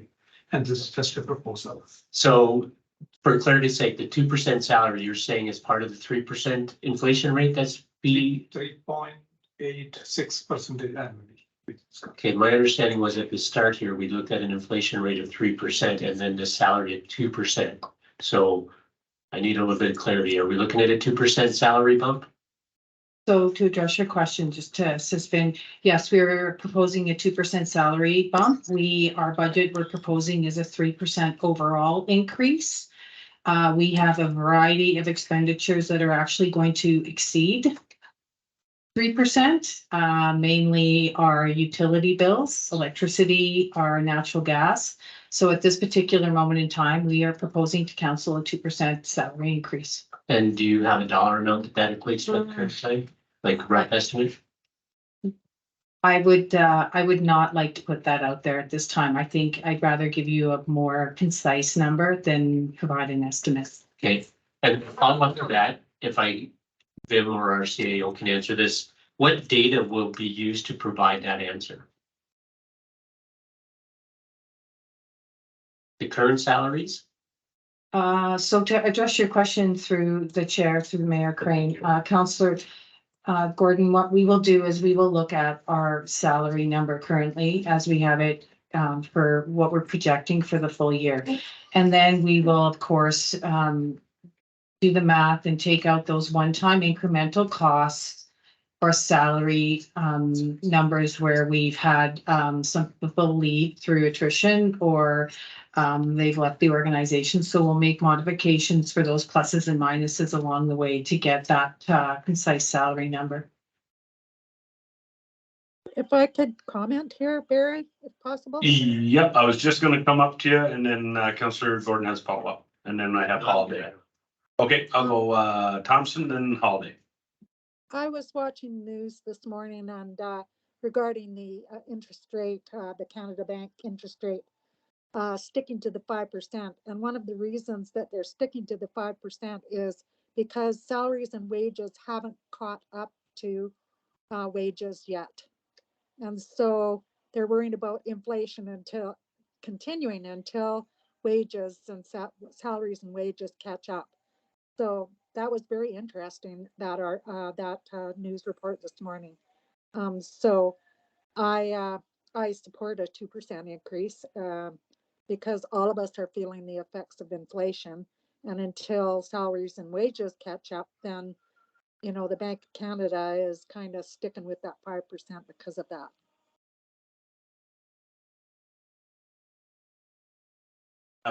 Thank you, Heather. I think we all heard that on the news and we were all bobbing our heads in agreement to you. Councillor Holiday. Since we're talking about salaries and wages, there's one thing that's always been difficult in budget, and since you're new, understanding, adjustment for inflation versus the grids, and that people as they work here should get the increments and the grids. And I know that we had talked to, when we amalgamated, we hired the HR company to help us through it, and we were hoping to come out of it with more solid understanding of what grids should look like within the organization. And I just wanted to, you don't have to answer this tonight, but as we go through the process, to, making it very clear, that there are some increases probably due to these grids and how it all works. If you can, I don't know, think about how to let us know all those things and how that process went and where you're at on developing the grid system for the organization, making it less wishy-washy, I guess, and so employees know what to expect, because I think that's important. So, yeah. Okay, thank you. So I can address Absolutely. Councillor Holiday's question through the chair. So, and as Vin gets more familiar with the payroll process and has an opportunity to look at our grids, we have developed a grid system. We have an idea of where we want individuals to fit within the organization. And so we have spent an awful lot of time since the amalgamation and into March and April and ensuring that we have a fair, equitable salary grid that makes sense, that we have modeled it after other municipalities like municipalities. So we believe our grid is really great, and we'll make modifications to it. We'll meet with HR sometime during the year and take another look at it. But I think it's very well done, and it's working well for the organization. Okay, thank you. I've got Councillor Kloiber first, then Councillor Martin. So still in the capital budget document. Under key budget assumptions, you have town utilities new rates to be applicable. Review planned for the year 2023. Is there a detailed timeline on when that review will be completed? Will it be completed this year? Just so we can get our helmets and armor ready. To answer your question through the chair, yes, the utility rate review will be coming back in the next few weeks, the next round of discussions. With the intention that that new utility rate is going to be effective January 1, 2024. Thank you. Thank you. Okay. That was a full gambit, and Martin's gonna finish this off, and then we're gonna roll again. Just maybe you've already answered this, Kareem. In the salary wage increase, does that also include COLA or is that a separate? That's a separate part of it. So I can address your question through the chair. So in 2019 or 2020, we removed COLA as a salary increase indicator for the town. So we no longer use COLA. Our salary increases are based on performance based. So we have a pool of money and we will be distributing it according to performance and that will be what how we will determine that. Yeah. Okay, that sounds fair. Thank you. One quick one. Just in the utilities, because we're on it, I was just showing Deputy Mayor Kelly. We've got $20 differential essentially on the megawatt hours for both of our contracts between the two towns. And there's no way to blend that now that we're a town of Diamond Valley. Because that's quite a difference. That was actually asked in our negotiations if we could blend it, and we were told we couldn't. Yeah, but we just need to let it expire and then we can roll forward to Diamond Valley in 2028. About right? So through the chair, Councillor or Mayor Craig, we have two hedges for our electricity and one is set to expire the end of 2023 and that's the Black Diamond one, which we have negotiated and we've locked in. And the other hedge is the Old Turner Valley hedge and that one is set to expire the end of 2024. So we don't have an opportunity, nor would we actually want to, because the differential in the rates have gone up about $20 a megawatt hour. Mm-hmm. And so we have a pretty favorable rate for that piece for 2024 for Turner Valley at about $62, but the rates are going up. Hence, I know that the Black Diamond side had a very good, they had some solar and other mechanisms in order to reduce their overall electricity costs. So yeah, we'll be negotiating that other hedge sometime next year. But it's the electricity, the utility rates are going up substantially. Okay, all right, good thing to point out as we move forward. Nothing's going down, eh? Just any good news there? Okay. All right, I guess we'll go back to Vin, eh? Okay, where did we leave off here? Oh, sorry, Hazel. Oh, thank you, thank you. Just a comment about under your rates and fees. So if we go to planning, the development permits, pardon me, and it says first or time extension first request, $200. TV typically charges 25% of the initial permit fee. Is that what you follow? Is it like $200 in Black Diamond and then Turner Valley has a different rate? Page 24. It's 24. I see you, Heather, just give us a second.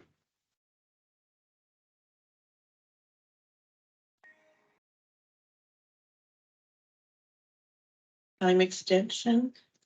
Time extension 200 and 350 and Okay. subsequent. What was the question on that? Like it says 200 and then it has TV typically charges 25% of an initial permit fee. Do you have two different fees? Yeah, we're not. Page 25. Page 25, wait, it was, said 24.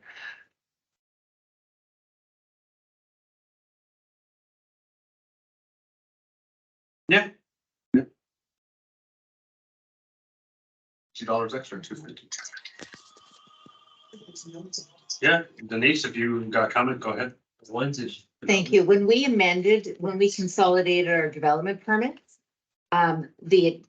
this is what you're seeing here on this chart is what has been adopted for Diamond Valley. Yeah. So the first request is 200 and the second request rather and subsequent requests are 350. So that second part of that statement should be removed. Is that correct? So you just said $200. That's what's in the line. That's $2.50. That's Right, it's your extension. This is the adopted fee schedule. Yeah. It just looks like there's some notes left over from when we were merging them. Like higher up under signs permitted, it says was $25 in TV. So I think there's just some notes. Yeah, I don't see should that be in removed. what we. And as we're gonna be going down this path of adjusting and maybe making some changes on our master fee schedule, but this is the master fee schedule that is actually happening. That's working right now. So this is what we are using. So, the language probably, I agree, was probably left over, but it served probably as a mechanism for people to see some of the adjustments that are. And how about the excavation permit? 250, TV is 150 plus GST. That's on page 26 under miscellaneous. So those are the adopted. Like, we haven't changed these. These are the adopted as of right now. That's what it's gonna cost you, right? But in Turner Valley, you're paying 150. Yeah. If you live in Black Family, you pay 200. Yeah, 100%. I don't think that's fair. No, that's why we need to align these but no one wanted to align them. They wanted to keep them as was for the time being. So this is exactly what we want to get cleaned up. So we can actually align these and then it's one permanent set of structures for Diamond Valley. So this is one of those work in progress, have to get this done. But I don't disagree. It's a pain that I have residents phone me who say, why am I paying $100 for my business license in Turner Valley and 150 in Black Diamond or vice versa? Right? So the frustration for residents is quite easy because that's exactly it, 250 versus 150. But this gives us something to say, okay, let's align Also these. for administration though too there. Right? So I totally agree. Let's get them aligned. I don't know why it's so hard for us not to. I just pick one and say it's done. Yeah. Oh, it was definitely in JPAC that we agreed to keep this going. Anyway, we're wasting time on things that we can't change. These are the assumptions that are rolling forward for this budget cycle. So that's what we have to look at until we change them through the legal process. So Mayor Crane? moving on. Yes, Heather, sorry, I did see you. Go ahead. I'd like to put the motion forward that council direct administration to utilize the 2024 financial plan guidelines and assumptions, operational and capital as presented. And I'd like to give kudos to the admin staff for putting together a pretty good document to guide us through the budget process. Thank you very much. All right. Capital, we're gonna walk through capital as well. Just it. So you guys didn't want to go into any question details? I'll have lots of questions when I see some numbers. Okay. Yeah, that was I was about to say for the public's understanding, these are assumptions.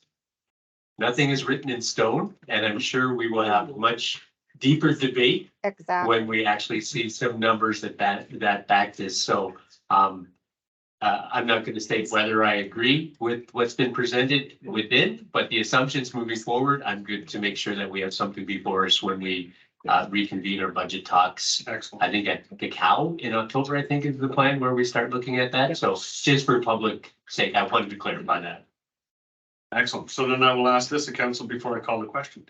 Is there anything in this assumptions document that you feel we are missing for budget season?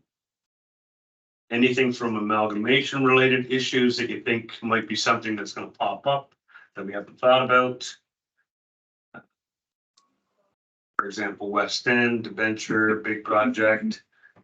That's a separate entity, but it'll come through its own realm. I guess, I mean, is there anything that we believe we are missing from what is in here that we should probably throw at administration to say, can you actually make sure we have a number regarding, I don't know, forest fire services? I think the one thing that I want to make sure that is really on our radar are some of the major capital projects that were identified through the downtown area redevelopment plan in the former Black Diamond. That whole stretch from what Government Road down to almost the bridge, the main services there has been identified as a need to be replaced as sooner the better. So I know that's a big dollar number there, but I'd like us not to be afraid to examine that. That's really what I would like to make sure that we identify. We have some reserves, significant reserves in that area, and I would love to see that investment. Okay, Councilor Weber. I'd just like to add, because I was on that committee, there can be no downtown development without infrastructure, Yeah. like massive infrastructure improvements. Totally agree. Like physically, Can't do it. and Can't do it. There you go. All good things to know. Hazel? Oh, I'm sorry. Oh, okay. All right, we have a motion on the floor. Thank you for putting that forward, Councillor Thompson. Seeing no further debate, all in favor? And that Aye. is carried. Thank And you, Heather. I'm gonna sign off for a moment. I have to deal with something here, so I'll let you know when I get Absolutely. back on. You are released from duty. Thank you for dialing in for when you did. Okay, Ben. You're done. Easy peasy. Thank you. Till next time. Thanks, guys. Thank you. Good night. Yeah, there you go. Yeah, thanks. Okay, Ms. Denise, you can come on back up. Slope stability report. This one here. I believe there's a map attached as well again. The floor is yours, Ms. Story. Thank you. My apologies for being a little eager beaver. Get to go home or something. Put that on. Okay, so much fun the first time I'm back. First off, I want to thank you for accepting the addendum that I sent out today. When we get these applications, we have a legislated timeframe that we have to determine whether an application is complete or incomplete. And so instead of making a client wait, you know, we did go forward. We just got this application in this week, but we wanted to actually on the 29th of August that we received it, and then we sent it off to MPE for their professional comments on the slope stability. So that was sent out to you today, and thank you for that. I also want to say we're going to be seeing more of these slope stability reports. And it's because we have very little developable land, serviced lands within the Black Diamond neighborhood.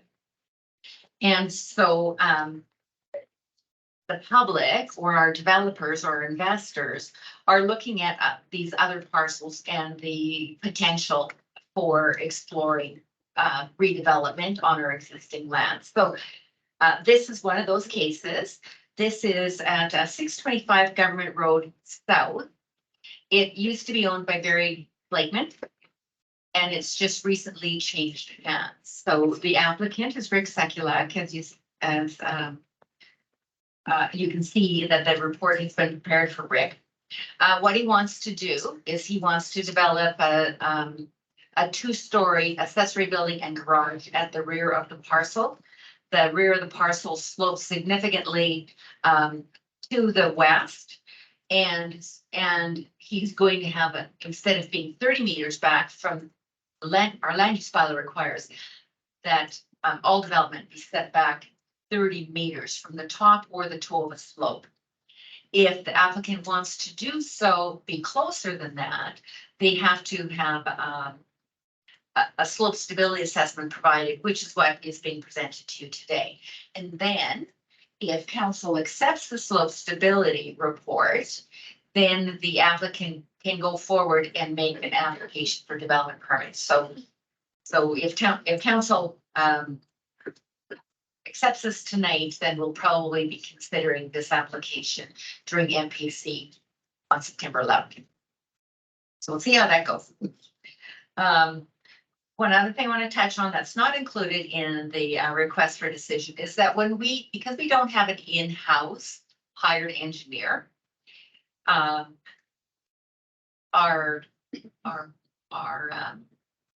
fee schedule allows us to recoup those costs. It's a cost borne by the developer or by the applicant. So basically, in this case, then they provide the assessment, they provide an engineer to create an assessment, they pay that bill. And then we have our engineers review their engineer and they also pay that bill. Okay, so. So just to be clear, he paid for this study. The applicant pays for the geofactor study. Yes, they do.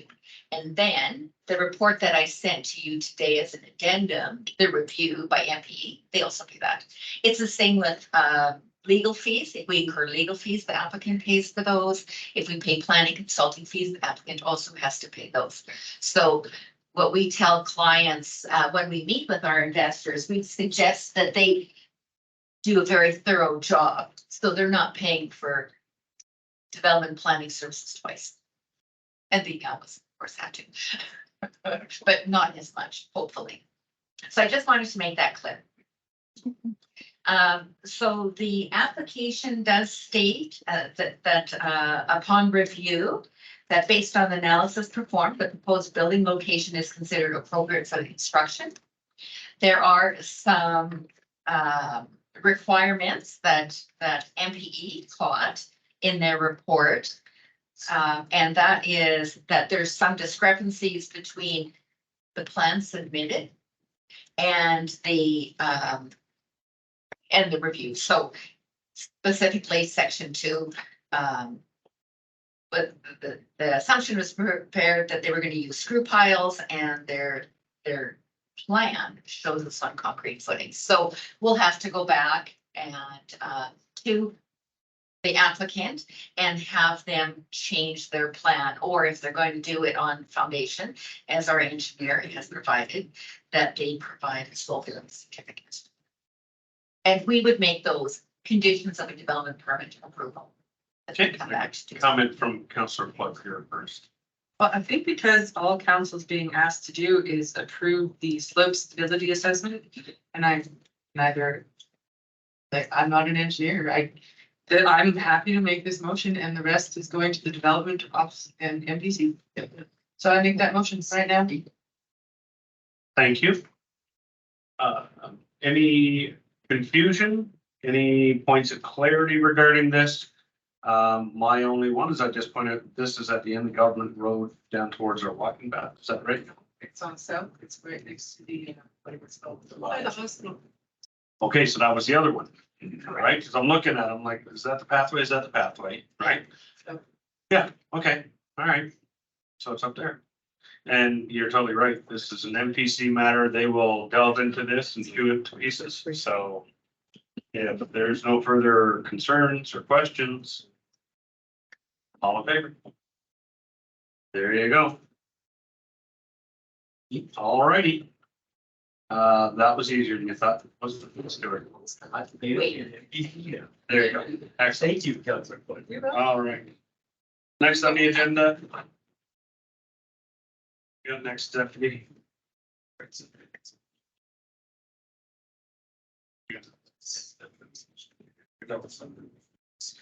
We have request for declaration inclusion foothills, 8.3. Would you like a motion? Yes, please. Thank you.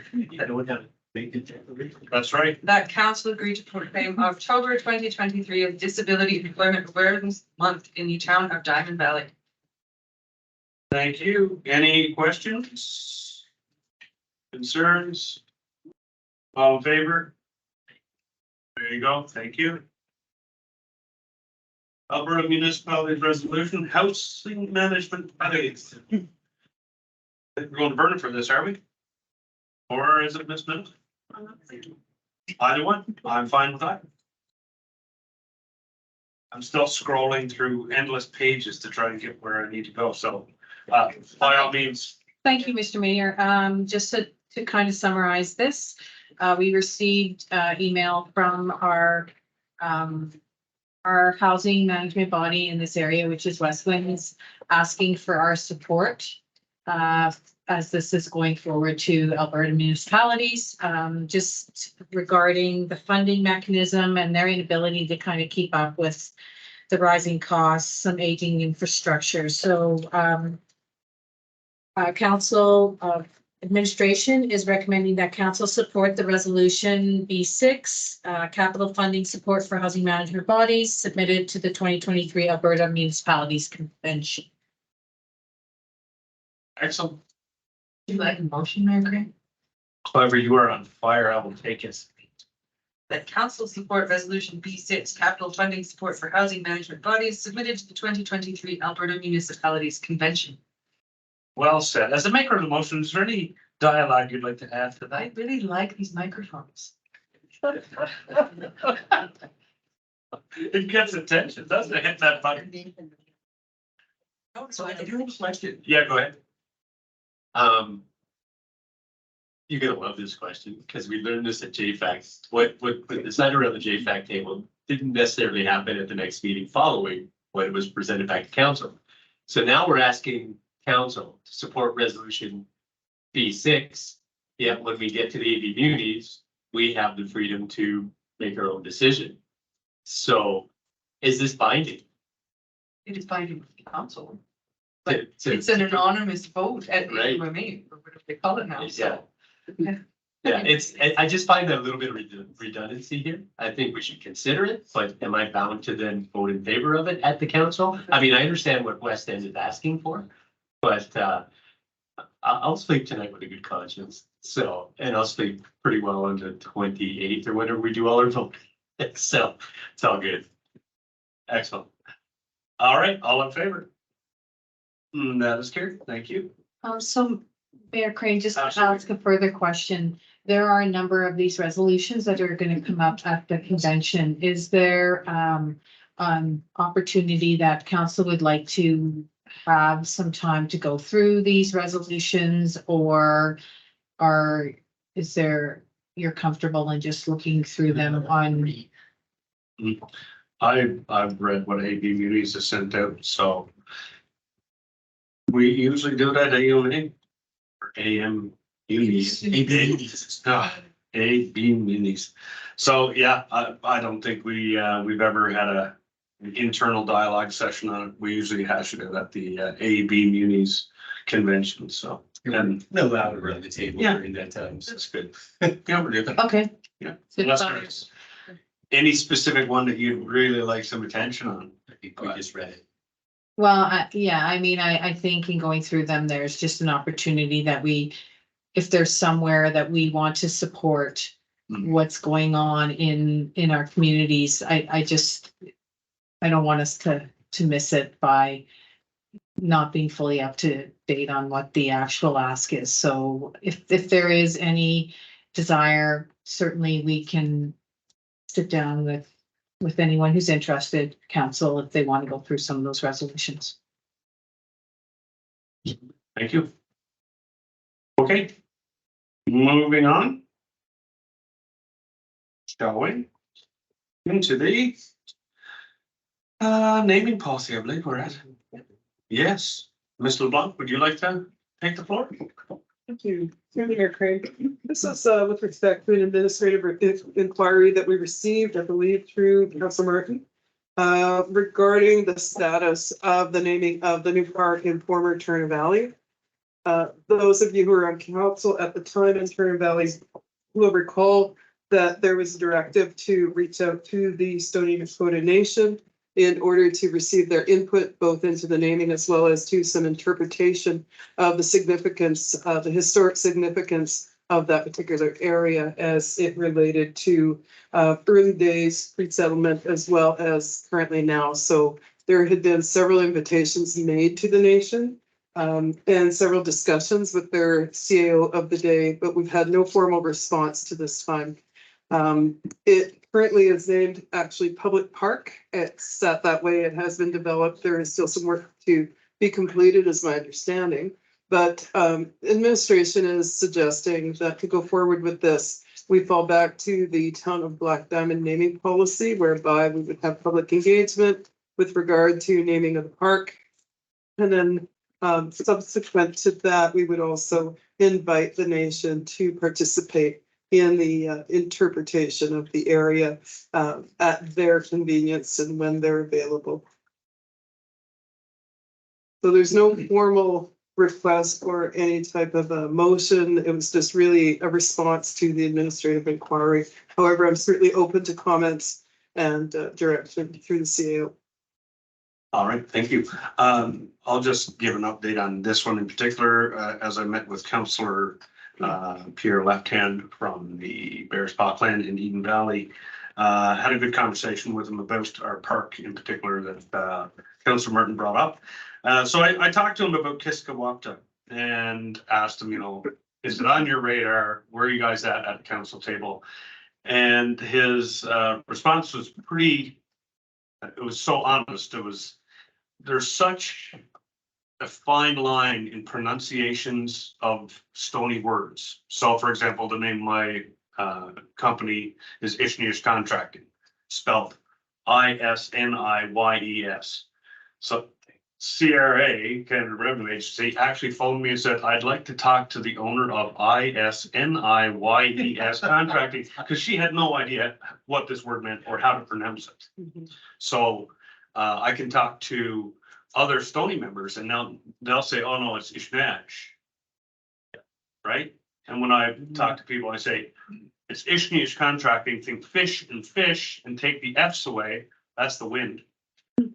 It's a very subtle difference in the language. So he said, so you say Kiskawapta. He says, when I hear you say that, I hear sheep and sheep.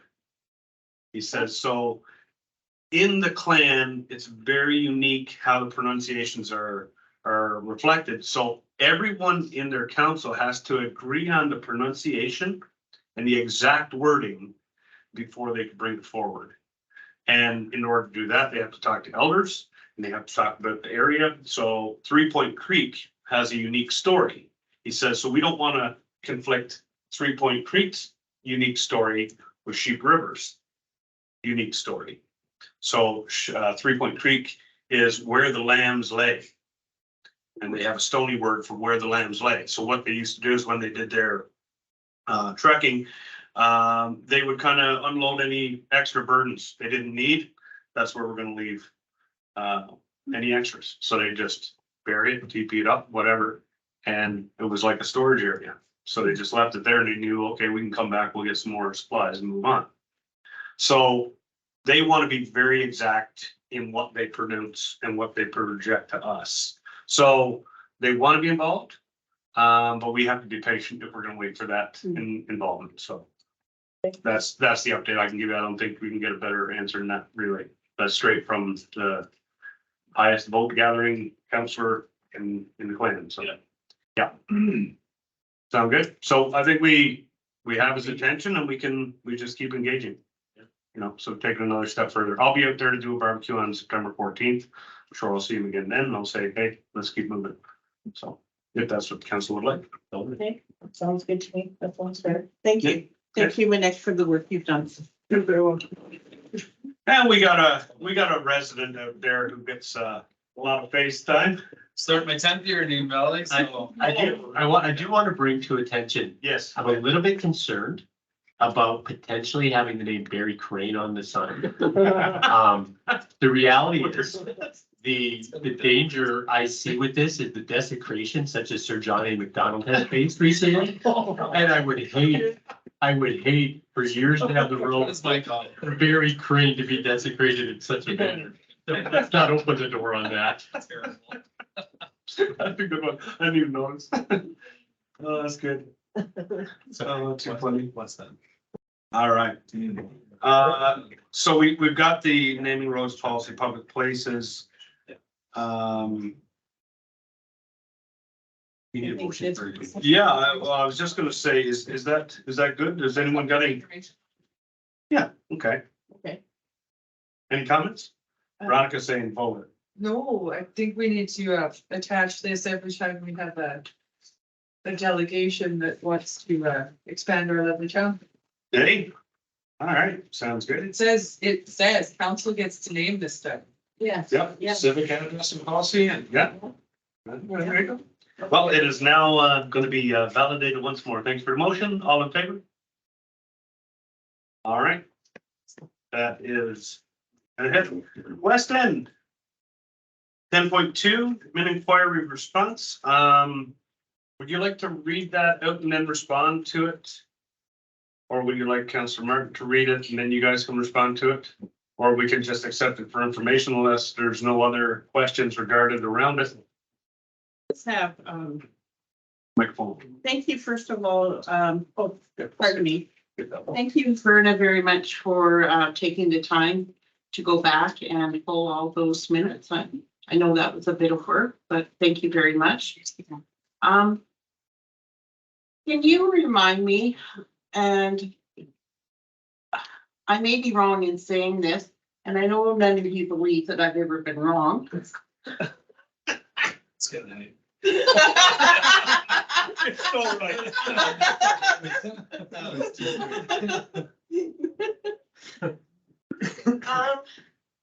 Given the size of the lagoon upgrade project, it's over $17 million.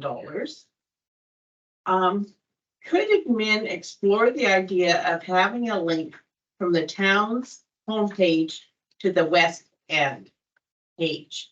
Did they not have that on the former town of Black Diamond? That it was right on the homepage, you could click on it and it took you right to the West End page.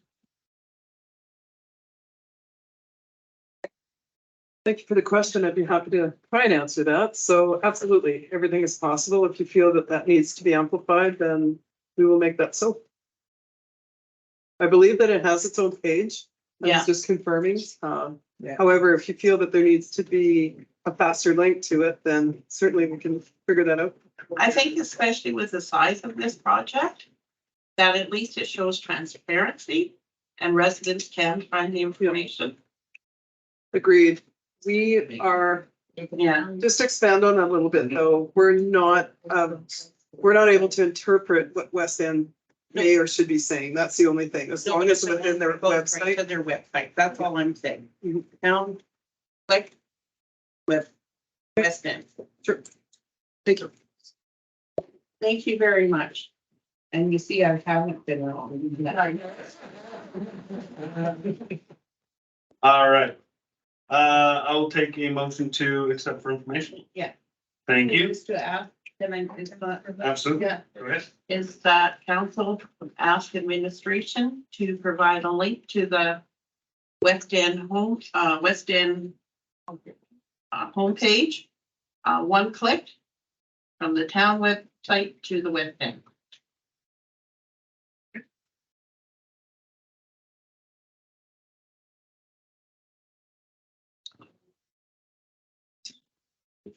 That's mine. Go ahead. Just to clarify, Councilor Martin, or through the chair, we could make a slider that kind of is an image and that would rotate through the carousel, but that would get a lot more, I would think, attention maybe, but it would be in a rotation like with the others, but I could always keep it at the top, for example, for the duration of time. I just wonder what would be visible, what would be most visible, so. Like, I just want to make sure that residents can just go onto the webpage, the homepage, town's homepage. They can see West End and click right on it. And then, you know, all the information is there, the financials, the minutes, that nobody should be having to dig. Like, it's 3 clicks right now to be able to get there. We have a session on our webpage coming up, so we could probably touch on it there.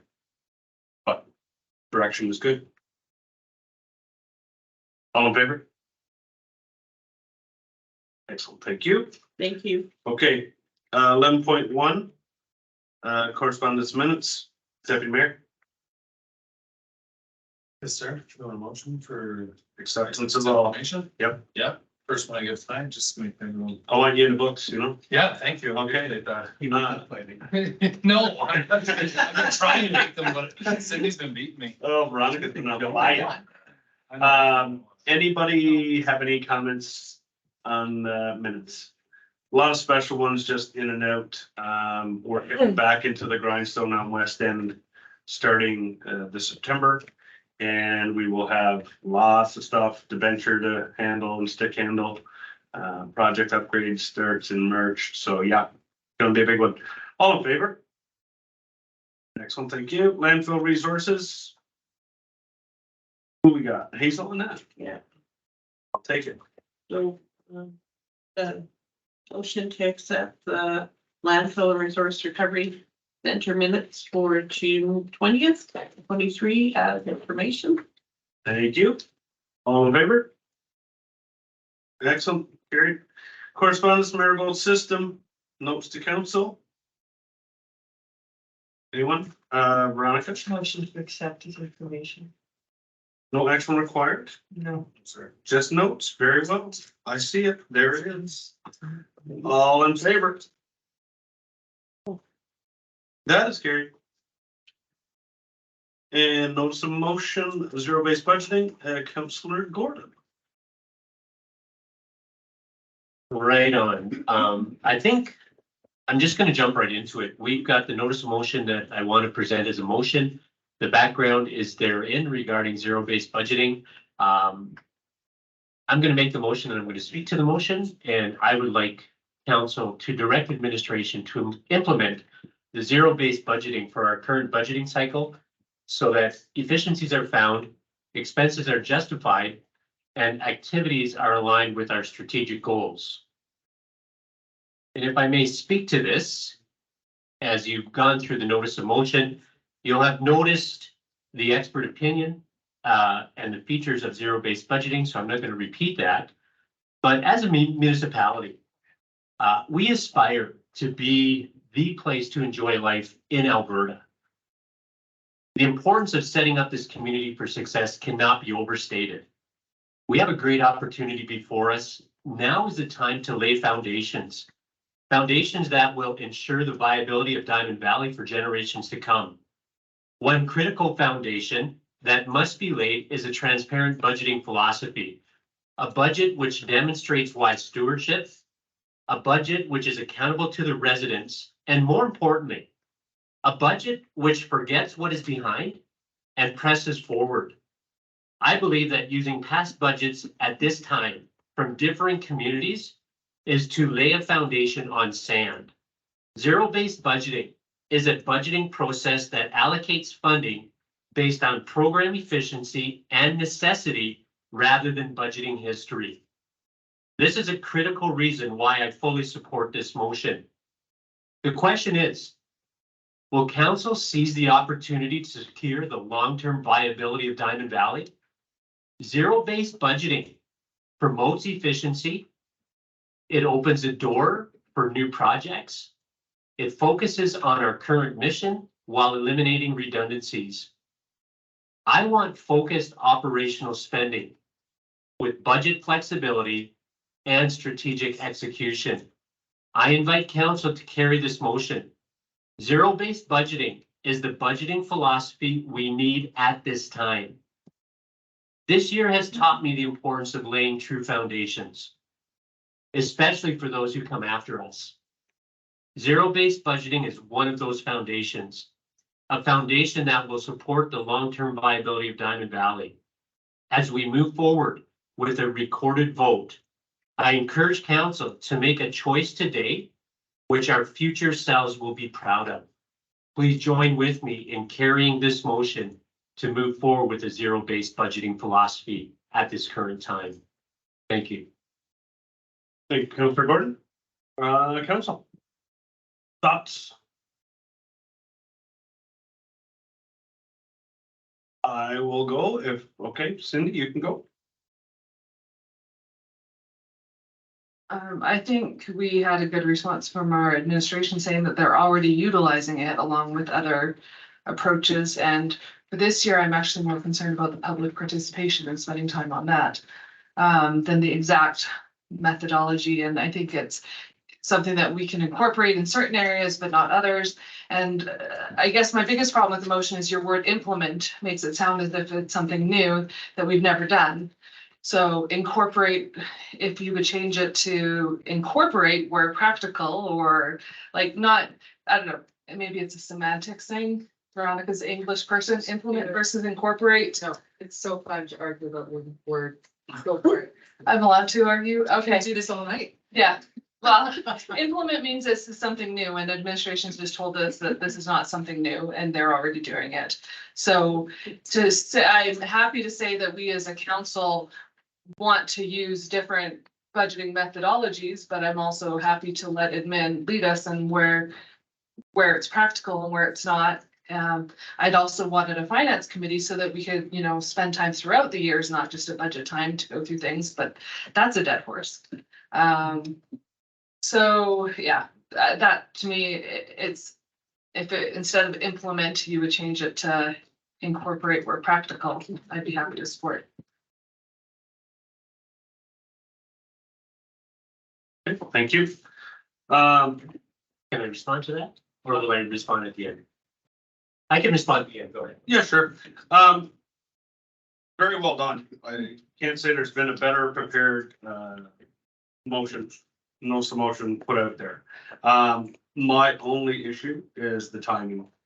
We're 6 months, 7 months into amalgamation. We don't have a baseline yet. And setting that baseline is almost key to knowing where we actually need to go. On top of that, we've got 3 brand new managers who, well, one only has a week into the actual field. The other one hasn't started until another week. So for us to put on management, the stress of trying to create a zero-based budget in 6 months just isn't realistic.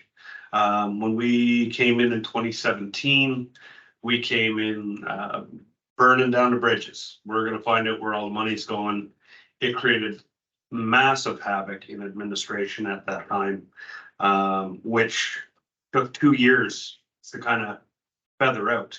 So being our first year of amalgamation, I'd love to get all of our worker bees a good foothold under them, incorporate it into the thinking for the next year. I'm totally fine with that, and that's what I hear from administration is that they're doing that. There's quite a few different budgeting techniques. The newest one for Calgary is service-based budgeting, and I heard from some managers there, they're just shaking their heads again compared to their zero-based that they did years ago. But I think at this time, letting administration know that we want them to have this hot on the iron as they move into the next year's budget so that we can see the definitive lines, exactly where the money went. That's really what I'm looking for. I'm not looking to zero down on every project because to me, it lacks the fluidity of being able to do low-hanging fruit projects when the opportunity strikes. And a good example is the paving in front of the fire hall. They had some money in the budget, they could do it. In a zero-based budget, that doesn't allow for those projects to get done when you have that fluidity. So for those reasons, first year of amalgamation, I'd like to let administration get a handle on the situation and then really fill us in for the next budget cycle. So that's mine.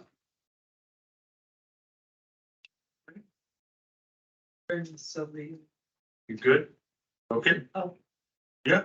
Go. Yeah, let's go down the line. Okay. So this is gonna sound mean no matter how I say it.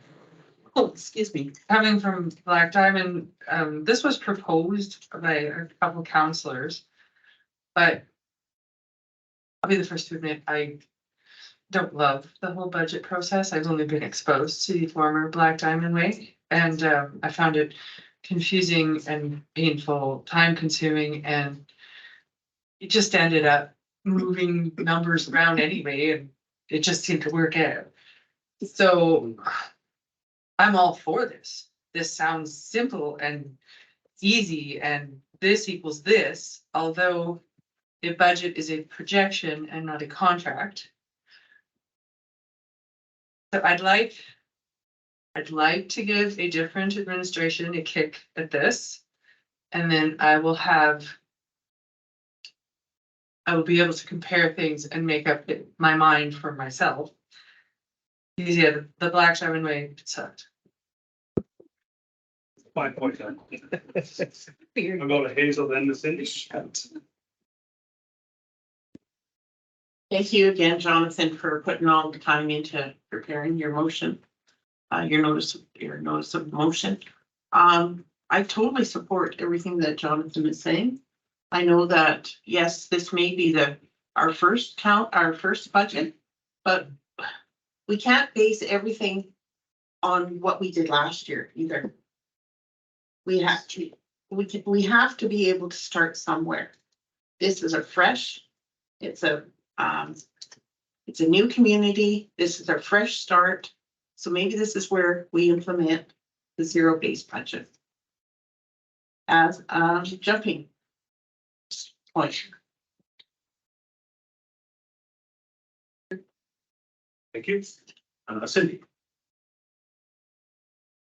Yeah, well, I think in my time on council, I've observed one of the problems that we get into is that, and we did a lot of work on our budget package, so we got to a point where it was really good, and when we asked for something, we got it, and I'm expecting that again. Last year was a little crazy because we had 2 different admins trying to do it, and they had different ways, and I didn't understand the Black Diamond budget. I tried. But one of the problems that you have is if you go, sometimes in municipalities, I see it, is that they do their budget based on the last year's budget, not the last year's actuals. And we need to be better at showing the actuals from every year and not doing it based off budget, because that really loses the faith of councillors and residents.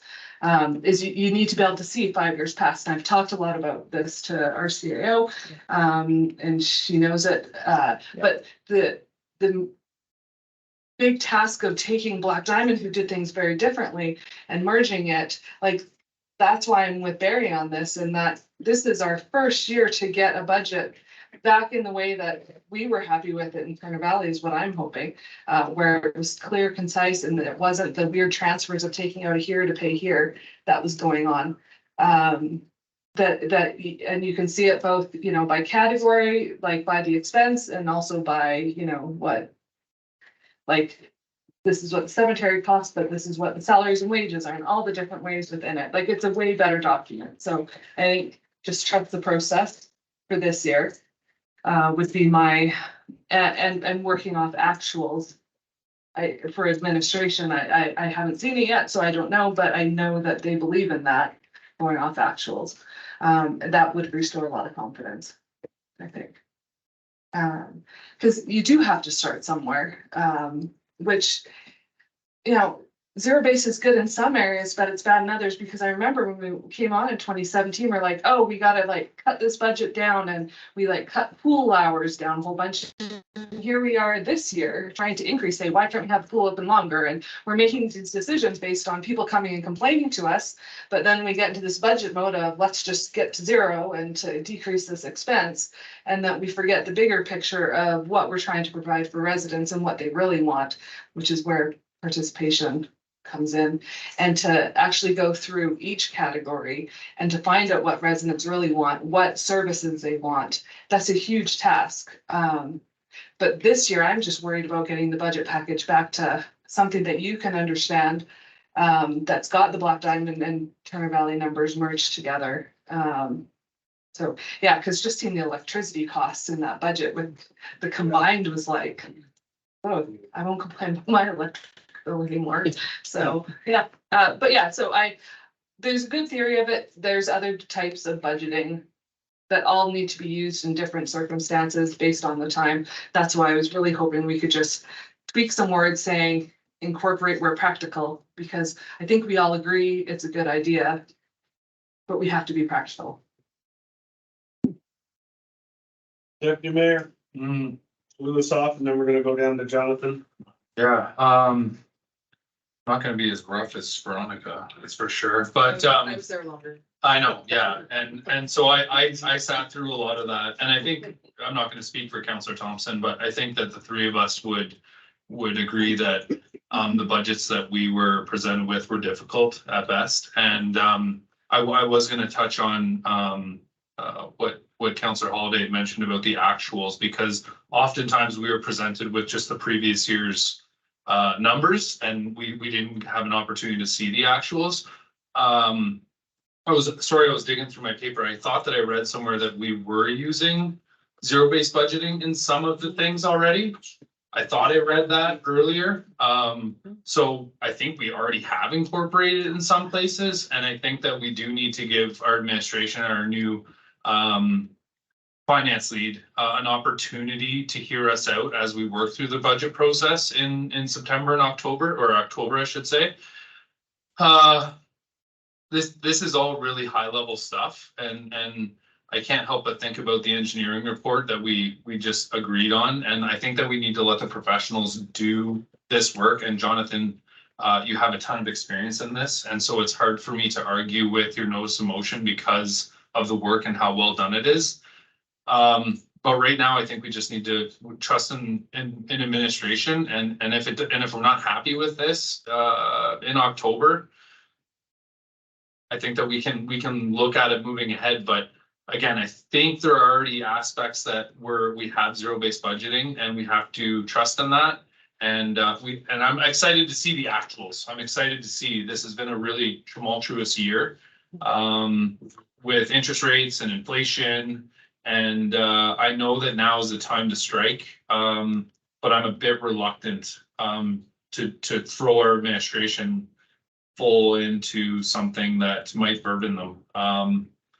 Not to say that they're not capable, but I know that this might be a big curve for not only them, but also for us. So I that's where I stand. I could talk more, but I think I'm just gonna be a bit wordy, so. Thank you. Yeah. Jonathan's tough one. All right, thanks for the debate. I appreciate each of council's perspective, and I respect what I've heard. Couple of concerns I have, and if I will, I'll deal with them from as much a positive perspective as possible. First and foremost, I believe that the work that was done through the negotiations with each department manager getting together, looking together, and then presenting our application for amalgamation, in which it did, actually laid the foundation for what I'm requesting. I do not believe that we're putting extra work on administration, and this is why. Because as identified, administration has said they have key elements. But I do want to note that having key elements and following the complete philosophy are two different things. Because that work has already been done, I do not believe it's that massive of a request as what I'm hearing by Councillors Holiday, Kelly, and Mayor Crane. I believe the work actually, if it's been done to the extent that it's been identified by our CAO, I believe the next step is actually incorporating it and implementing it, because much of that work, as written by our CAO foundation, has already been presented. As far as waiting, may I remind council that in 2023, our interim budget was 13.4 million that we agreed to. And then when it came to budgeting, 6 months later, we were requested to have a 6% incremental budgeting philosophy increase, which made us advise council and approve a $14.4 million budget, $1 million difference. That's massive. And now again, we're asking for a 3% incremental budget philosophy. I asked two specific questions tonight to our CAO and our new finance manager regarding the salary increase. They didn't say it. They were hesitant to give a number, because in reality, that's incremental budgeting philosophy. And that leads to balloon budgets where we are not justifying expenses, where it's very difficult to find efficiencies, and it's very challenging to allocate the budget resources that need to be allocated. I disagree firmly with our mayor. Having $130,000 floating in our operating budget that we can apply to paving is a disservice to our residents. I want to identify what needs to be done if we bring in priority-based budgeting. Priority-based budgeting actually is very intensive. There's many steps in priority-based budgeting that the reason I bring this forward, our CAO referenced it. In a priority-based budgeting, you're identifying available resources, you're identifying priorities, you're defining those priority resources more precisely, you're then preparing decision units for evaluation, then you are scoring those decision units against priority results, and then you compare the scores between both the offers or the programs, and then you allocate resources by finalizing creating the accountability for the results. So I firmly contend that now is the time, and I echo Councillor Martin. We are Diamond Valley. We're not Black Diamond. We're not Turner Valley. We're not the amalgamated community. We are Diamond Valley. I don't believe we have a budget that reflects that. And I encourage us as councillors to fulfill the mandate that has been given us, that is recorded in the MGA. We have a priority. According to the MGA, our Municipal Government Act that regulates our actions, section 201.1, we are to develop and evaluate the policies and programs in the municipalities. Council's primary role is to ensure that services are provided to citizens and property owners. This involves establishing policies about what programs and services are to be delivered, the level at which they are delivered, and please make note of this, the budgetary requirements. Once again, Council, I implore you to accept the motion as written, because this is a great opportunity to make Diamond Valley the place to enjoy life in Alberta. Thank you. Well said, thank you. And I am asking for a recorded vote, please. Absolutely. Cindy, is your light on just because you forgot, or you're good? All right. Everybody good? Veronica. I would like to defend myself for being called rude. We were elected to represent every man, every person. No, it was the deputy mayor. So I'm just gonna retaliate here. But if we, with our basic amount of education and average intelligence, maybe some of us have more or less, don't care. If we cannot understand the documents that are presented to us and the budgets that are put before us, then that is not our fault or problem. That is whoever has created these documents. It is their job to present it in a way that anyone could understand. That is all. Thank you. Council Deputy Mayor. While I toss this around in my head, and I do appreciate the response. I'm not offended by the rude thing, but thank you for standing up for me. I appreciate that, previous deputy mayor. Because we had this conversation, or we had the recommendation, sorry, I shouldn't say recommendation, the guidelines and assumptions brought to us earlier. I'm not in favor of just putting a 3% increase on every department. I don't look at that as the solution moving ahead. So while I may vote against your motion tonight, when it comes to budgeting, there will be places where I won't be I won't agree with an increase. Whether that's once we get an opportunity to look at the pay grid, and then a 2% increase on top of that for staff, which at times, of course, our people are entitled to. I don't think that the right thing is to just say, oh, because of inflation, we're going to increase everything by 3%. I think that we're going to have to look at these numbers a lot more closely. And I hope that our new finance department can bring some of those numbers down a lot further down than 3%. So I do agree with a lot of the zero-based budgeting parts. But I do think that there are times where things need to be done, and council doesn't have an opportunity to sit down and look at it, especially during the summer when it came to the road paving in front of the fire department. There was an opportunity to fix that quickly, and I'll just leave it at that. Cindy. I think I need to correct something with the budgeting process, and Ms. Middleton can correct me if I'm wrong, but the way I understand it with that 3%, it's not a blanket 3%. If they know, like the gas prices, electricity, they gave you all that information. If they have numbers, they use the correct numbers. It's when they come to something that they don't know, but they know that gravel has been getting inflation has been affecting it, but they don't know how much. They'll use that 3% in that category only. It's not 3%, but I think that might be a leftover Black Diamond thing. It's where they don't know what the prices are going to be. They do 3% based on inflation for supplies and all that. And then the salary, they talked about the 2%, but maybe not because the budget's expensive, who knows? Last year, we went up an awful lot because of West End. That was like the single biggest ticket item. We had, I think it was $400,000 extra. West End. You contend there's a bigger one? Oh, yeah, and we need to spend a lot on planning because we need an MVP and an LUP. So that should still be in there, left over. So that's what we'll know with the actuals is what was actually spent on planning this year and all those stat documents. So their planning won't just go up 3%. It might go up 20% or less 20% based on an estimate. Like if they know we're going to do the MDP this year, they know it's going to cost us $300,000. That's going to be a lot bigger than 3% in that. So where they have actuals, they will put them in, but where they don't, like gravel is a great example, they'll just use 3%. Okay.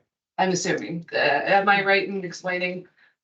Yeah, to address your question, you're absolutely correct. So, and I will wait until your discussion is over before, I have maybe the opportunity to provide some information on zero-based budgeting. So continue. I was leaving you as it for a reason. But we have a motion on the table. Yeah. Can I have? Yeah, you can finish up. Amend that we vote on? Yeah. Yeah, okay. Well, I'll put a secondary motion to change the word implement to incorporate where practical. Soften it just a little bit. Give administration some breathing room. Use it where they feel it fits. Yeah.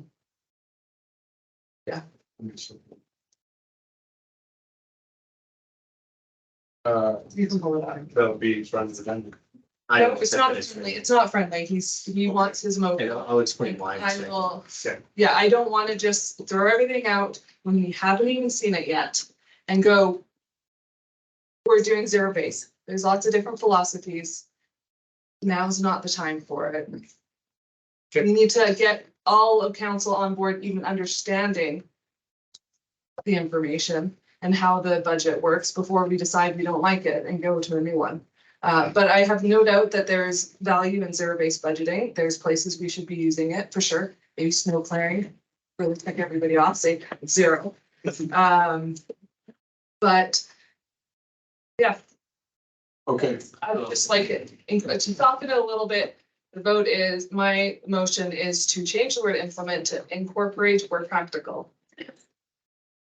Okay, so can I have that read back in a full context first, and then we're gonna open it up to discussion on the amendment.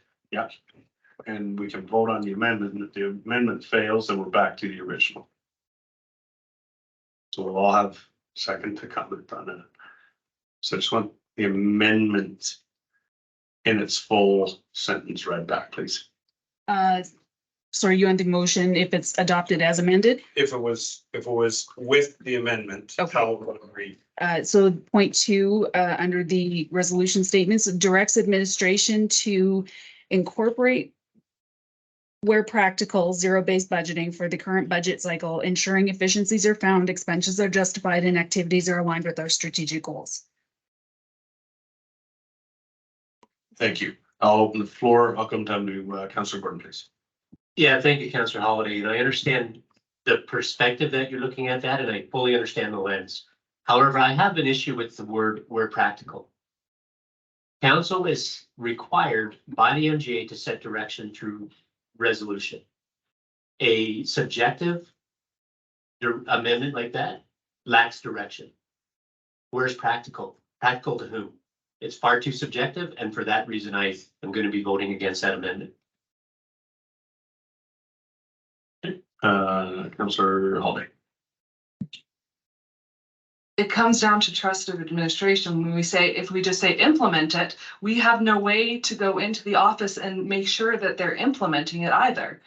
We have to trust them. So I have a counter to that, if I may. So my counter to that is, let's be specific. If you're worried about the time involved and putting too much on administration's plate right now, which I do disagree with, why don't we make it specific? And identify, for instance, we have 5 different departments, do we not? We have a planning department, we have a finance department, we have an emergency services department, we have a legislative services department, and we have a community services department. So why don't we pick out 2 of these departments to implement a full zero-based budgeting, and we can pilot that and see how it works. Because where practical is far too, and I'm very unfortunate to see the shaking of the head of our CAO here, because this is a responsibility of council, and we need to be very careful to show the respect around the council table that's required. So I have a point of order on that. Okay, thank you. Can I respond? Noted. Yes, Councillor Hall. We have a new planner coming in. They haven't even started yet. We have a new finance person, started 7 days ago. So let's use a different department. I just use that. Yeah, okay. We don't know, I don't know enough as a counselor to pick that. And I'm listening to my other counselors that have zero trust in a process that they haven't even learned yet, gotten the opportunity to learn yet, to decide whether or not going a different way is best or not, right? Like, let's get them, I think we're farther ahead in Turner Valley on the budget process. Let's get these guys up to speed on that before we say we're throwing it all out and starting something new. And my final counter to that, I've never said throw it all out, because our CAO presented a report that indicated they're using certain elements of the zero-based budgeting. I'm asking that we build on that and use that fully and only. So I'm not asking for throwing anything out. I've never said that. In my report, I haven't said that. In my discussion tonight, I haven't said that. I'm not asking to throw out, I'm asking to focus solely and only on zero-based budgeting. I believe and am convinced that is the path to take now as the new Diamond Valley. Okay, so we have an amendment to incorporate where practical first. We're going to vote on whether that passes or not. Everyone clear on what the motion would read if it is? Okay, I'm going to read it for you. So if we vote on the amendment by Cindy, we will change the word implement to incorporate where practical. And it would read like this: direct administration to incorporate where practical the zero-based budgeting for the current budget cycle, ensuring efficiencies are found, expenses are justified, and activities are aligned with our strategic goals. If that fails, we are reverting back to the original motion of Councillor Gordon, which is direct administration to implement zero-based budgeting for the current budget cycle, ensuring efficiencies are found, expenses are justified, and activities are aligned with our strategic goals. So one is do it now, and Cindy's is giving some room for breath for administration. I have a question Floyd, for please, go ahead. legislative services. Does the recorded vote carry over to the second amended motion? Requested. Or But it has to be be requested. requested. Okay, that's what I thought. Thank you. Is it being requested? It has not yet been requested. Yes. So just to be clear, we just vote on Cindy's amendment first. So that's what we're voting on. If we want incorporate where practical inserted in place of implement, which is do, we're saying continue and refine basically by incorporate where practical. Clear? Clear? Clear. Okay. All in favor of the amendment by Councillor Holiday? All opposed? Okay, and that is defeated. So now we're back to original. Okay, so now we're back to Councillor Gordon's original motion. We have had great debate. on this. So I don't think unless anyone wants final say, you can have the floor again if you like. I think you've said pretty much everything. All right, so we are back to the original motion, which is direct administration to implement zero-based budgeting for the current budget cycle, ensuring efficiencies are found, expenses are justified, and activities are aligned with our strategic goals. Those in favor of the motion? Yeah.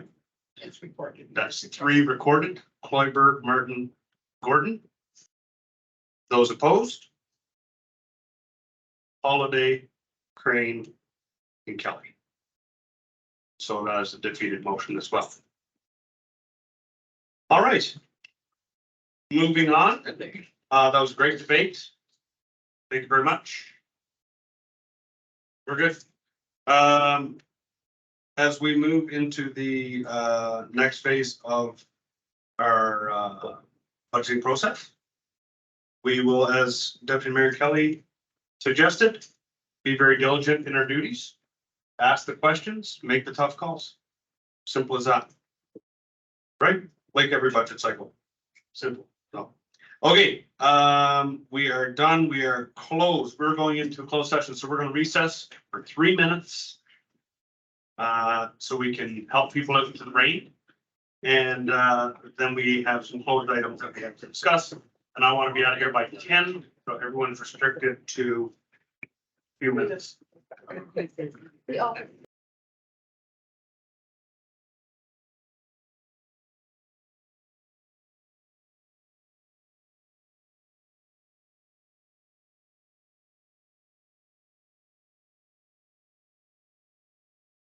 Reconvene at 9:31.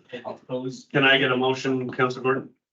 Going to close. 9:31, thank you. All in favor? Excellent, thank you. Deputy Mayor back there raised his hand as well. So